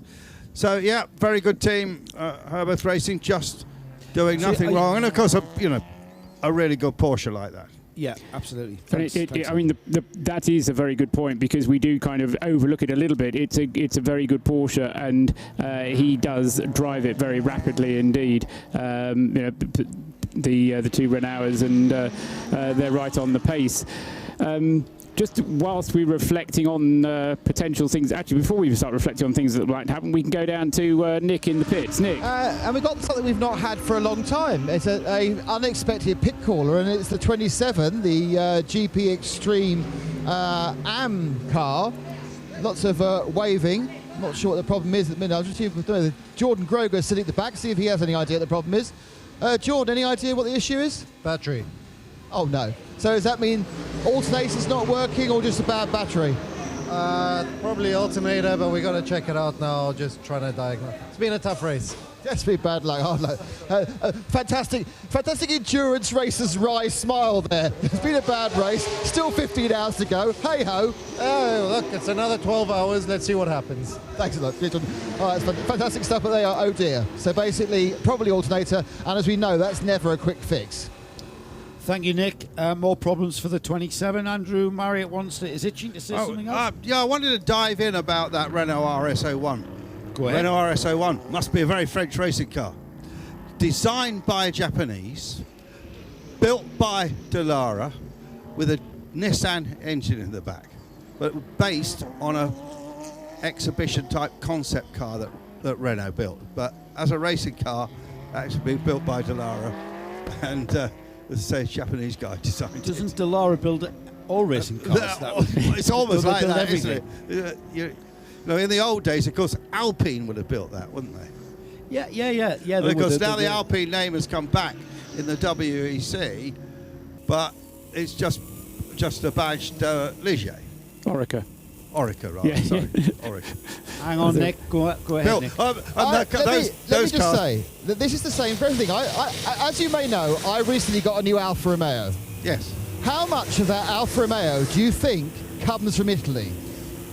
Isn't the badge on the front of the car? 28%. The rest, as in the whole motor industry now, is international. Yeah. So they buy in the electrics from somewhere, you buy in other bits otherwhere. Only 28% of the Alfa Romeo is manufactured. Obviously, it's assembled in Italy. I'm sure this RS01 had an assembly or finishing in France, but the world is motorsport. It's all around. They play the German national anthem when Mercedes win their Grand Prix, but the engines are made in Brixworth and the car's made in Brackley. Spot on, mate. I've made that point to a lot of people, and I'm glad you've underlined it. But they've got a lot of work to do, those boys, haven't they? Yeah, so work continuing on the Renault RS01. I mean, one thing I do like about it is it's added variety. It's a different type of racing car. It's a different looking racing car, and it looks the part. It's kind of got this metallic yellow that you probably pay an awful lot for if you had it on your road car, and get very upset about it if you got it scratched. But why have they named it the Renault RS01? Because the Renault RS01, and I'm just reminding myself because I thought I was going mad, was the first Formula One turbocharged car back in 1977. It debuted. Why have they used the same monocle as the first Formula One car? It's the RS01 for me is that car, the Jabouille car. Yeah. But then we've seen Audi use the R8 in different things. That's true. They've copied Audi. Yeah, but the gap between the Renault RS01 of the first iteration and now is somewhat longer. But yeah, you're absolutely right. That was the Formula One car, and thank you for thinking of that, because it's been sort of kind of bugging at me as well as to where I'd heard it for and everything else. But yes, Renault RS01, that first, as it was known, the kettle, wasn't it? Because yes, it was. Yes, it had a very poor attrition rate, a bit like the current Honda in Formula One. No. Actually, it was worse. It was worse. Yes, it was, and that it was breaking new ground, and there were an awful lot of purists, or call them what you will, who poo-pooed the idea of a turbocharged car, because that was the first turbocharged Formula One car, and the regulations had always been written for the ability to have something with forced induction in the rules, that there were that from the regulation was always there, wasn't it? Yeah, and it was just that somebody at Renault actually took the rules and thought, actually, we could do this. We could build a turbocharged car. Now, if Nick is still in that number 27 Renault garage, that's the GP Extreme garage, I should say, there is more work going on there than a battery, Nick. Are you still there? I am, and there's somebody... Well, they're taking the opportunity to do a complete disc and pad change. Is that all? Rear end is working on the rear pads. There's actually... if my cameraman goes around here, you'll see there's a very lovely pair of plates, metal specimen jars with a couple of fantastic dry brake calipers and discs ready to go on the front. I mean, we are getting to halfway, a couple of hours beforehand, but you may as well do the routine servicing when you've also got to take out an alternator. So they are killing several maintenance birds with one stone of a flat battery.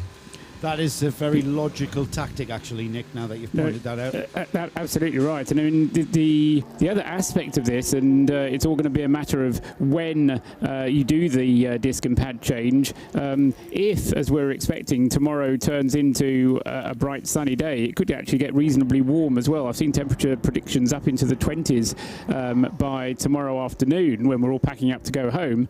But if those temperatures come in the morning as well, then we could find brakes becoming an issue, possibly even tyre wear becoming an issue if the teams haven't had a chance to drive in such balmy conditions as we're expecting tomorrow.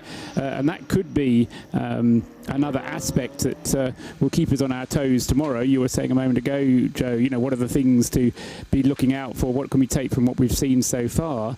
We've also had, despite the number of Code 60s we've had quite a fast pace set. And at the moment, we're on schedule to beat the number of laps completed from last year's race. Last year, we got up to 591 laps. And at the moment, we're scheduling to do 593.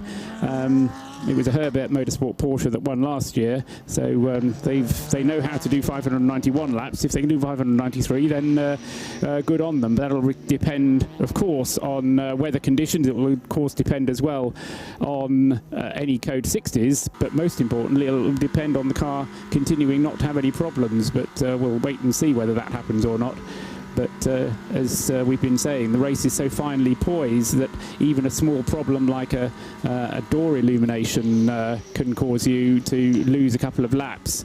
And Josef Kral pushing as hard as he can in the Scuderia Praha Ferrari to try and gain some of that time back.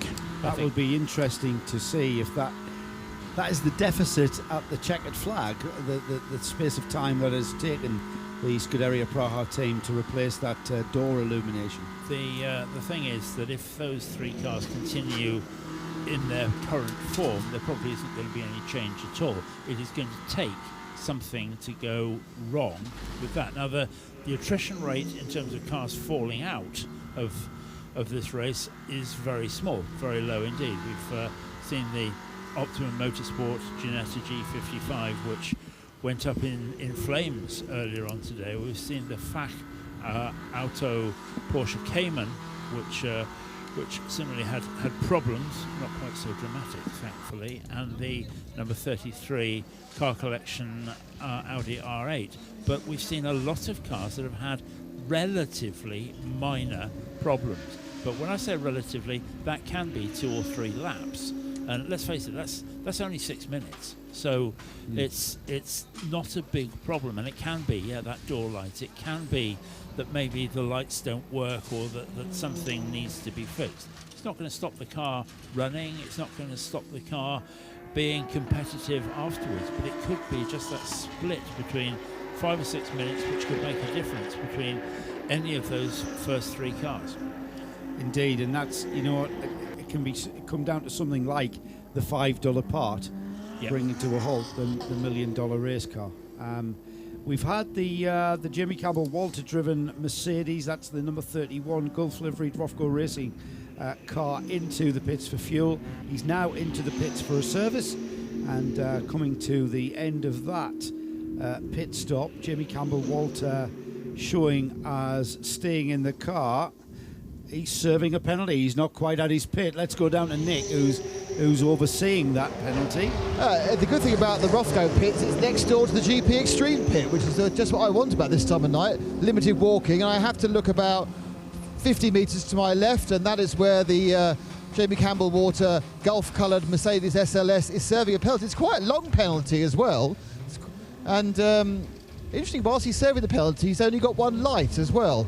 And the Lollipop man has chased the Lollipop to raise out the way, and he will troll down again with only one travelling light showing and into the pit. So 17 laps behind, as they were after their front suspension problem, and into the car gets the man who suffered that front suspension problem.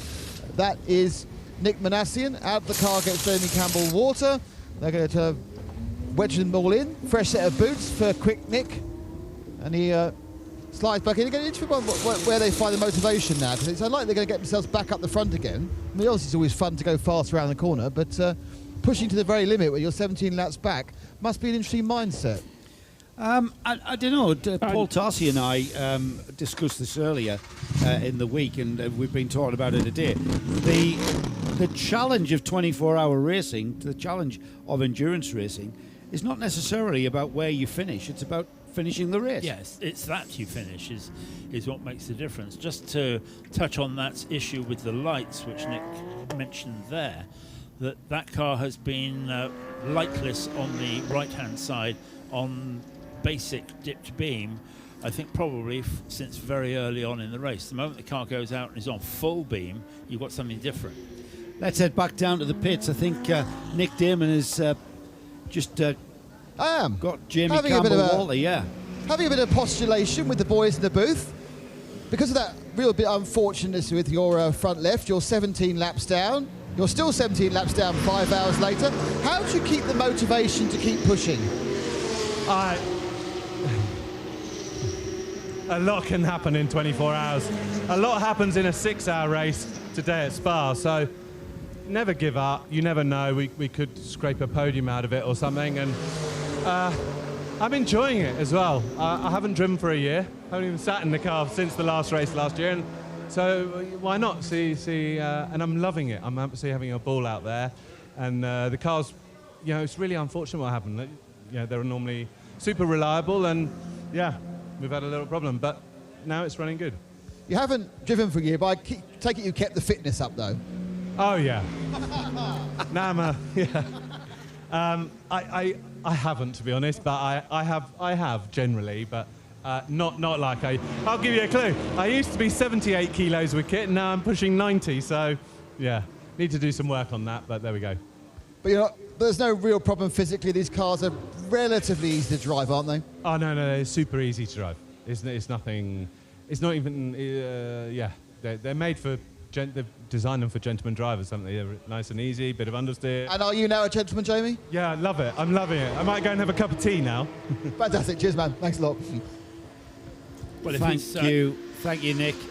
Jamie Campbell Walter, the consummate professional. He may have been not driving a racing car, but he's been hanging around racetracks, and I mean that in the best possible way.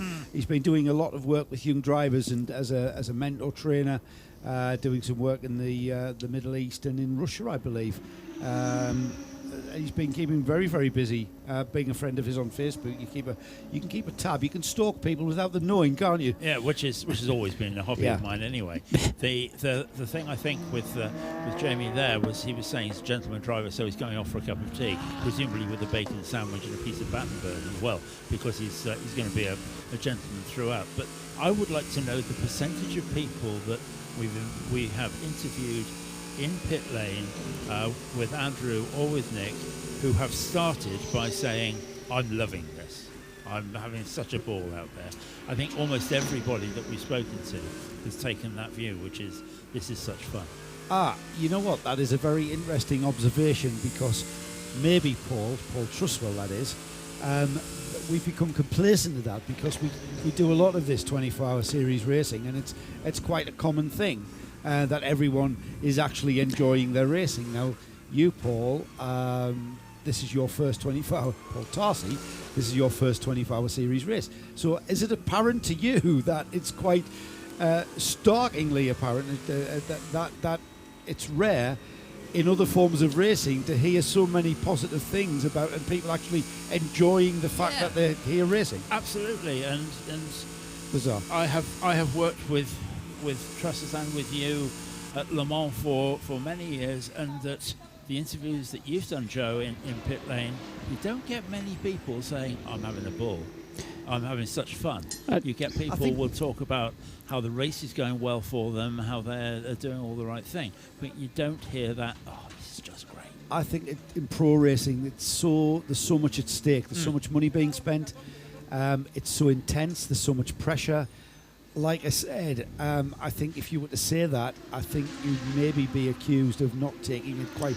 Why are we paying you so much money and you're not taking it seriously? Oh, yeah. I think to be fair, I mean, and Le Mans especially, most of the drivers, admittedly, I don't speak to them on air when I've got a microphone in hand, but I do speak to drivers whenever I get the opportunity to, and they do enjoy driving at Le Mans. It is a special place for them to drive at. But I think what's especially noticeable here, and there's a recurring theme here, that racing drivers usually, even if they're being paid to do what they do, are doing it because they choose to do it. They're not doing it as a job. They're doing it because they want to do it, because it's actually fun to drive a car fast and to push the limits and to keep that concentration level right on the limit. And you come away from it. And I remember a conversation I had recently with Darren Turner about driving around the Nürburgring, and he said, it's really, really, really scary. It's like one of the scariest ever rides that you've been on at the fairground, because we were trying to find something that I could identify with, and my wife was there as well, and things that she could identify with. The scariest thing you've ever been. And then you come off it and you go, we're not going on that again.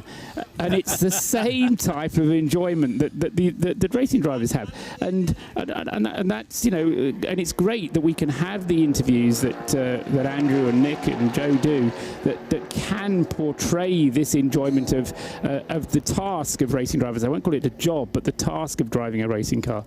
There is no rehab for the drug they call adrenaline, and we're all racing fans and we're all adrenaline freaks, and sometimes I wish there was a rehab. It would have cost me it wouldn't have cost me as much money to go racing, and we would have been over it by now. But it is a drug that I love to be a part of. And I think the other thing is, just to make it clear, the scariest thing I've ever been on in a fun fair is the cup and saucer. So I'm not. So you can't relate at all to what Paul has said about Darren Turner and the Nürburgring. Just one other thing, coming up to say 6 minutes to midnight. So getting towards the end of the broadcast on radiolemans.com. But I've just been doing some sums and reflecting on the tasks facing the Scuderia Praha Ferrari. They're currently on 216 laps completed. The leading Porsche is on 220 laps completed, so they're 4 laps away from the lead. And over the remaining 14 and a half hours of the race, that means that they're going to have to gain, on average, just over a second a lap on the Herbert Porsche. Now, just take the last one as a comparison.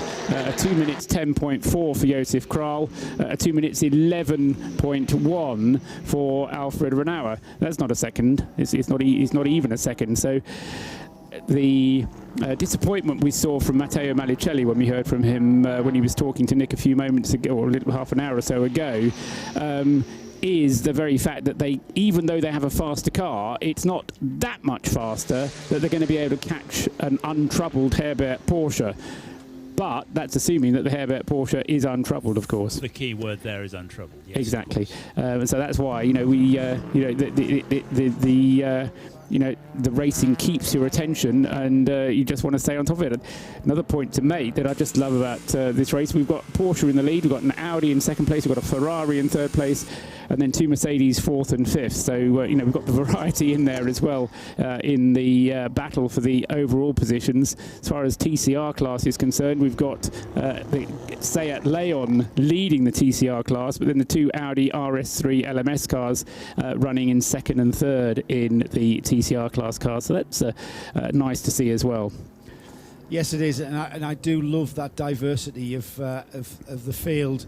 And with each mark that we have become familiar with, certainly in GT3, it's great to see that we have achieved a fantastic balance of performance. I'm not really sure how the Creventic organisers do that, but we have got the balance of performance just right with a Porsche at the front of the field, and I'm not saying that because I'm a Porsche, I drive a Mercedes, so I should be really rooting for the balance of performance to go the way of the Mercedes. However, it's not about that. We've got a very competitive situation here where it comes down to, as Andrew Marriott said earlier, it comes down to when the decision was made to go on to slicks has been the difference between the Herbert Motorsport Porsche being able to get out in front and then take what we perceive as a command, because then it was up to them when they chose to pit during the many code 60s that we've had. We're getting close to the end of our broadcast. Paul, do you want to?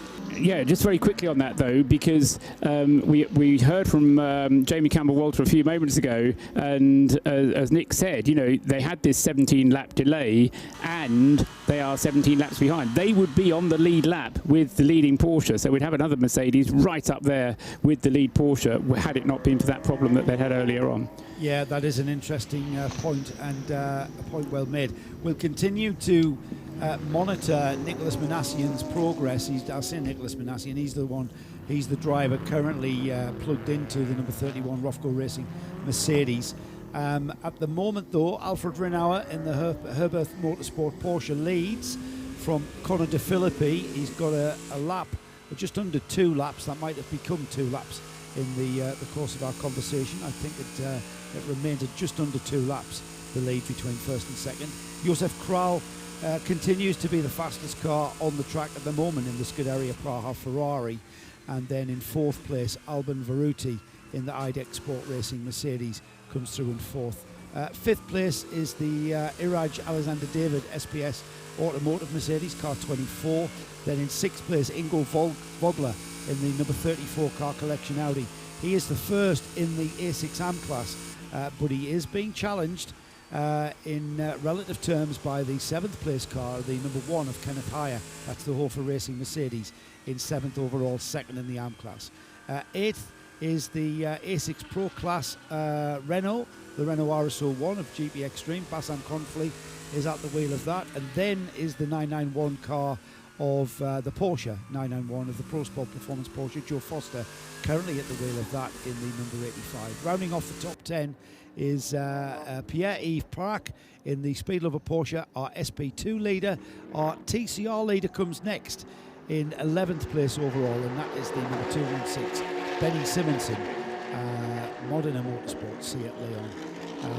Further down, our Cup 1 runner is currently 18th overall and still going round and round. The Duo Racing BMW, the only car in that Cup 1 class, continues to circulate in 18th place overall in car 235. And the only runner left in SP3 is the Adam Knight Track Club Lotus Evora, currently in 20th place, rounding off the top 20 in car 111. We are going to stop broadcasting now on RadioLeMans.com. We're going to call it a night. We're going to go off for a break, and we're going to resume at 8 a.m. local time. That will be 7 a.m. in the United Kingdom. Many thanks to Paul Tarsi, Paul Truswell, and our roving pit lane reporters, Andrew Marriott and Nick Damon. My name is Joe Bradley. I bid you good night, and we will see you again for continuing coverage of the Hankook 24 Hours of Paul Ricard.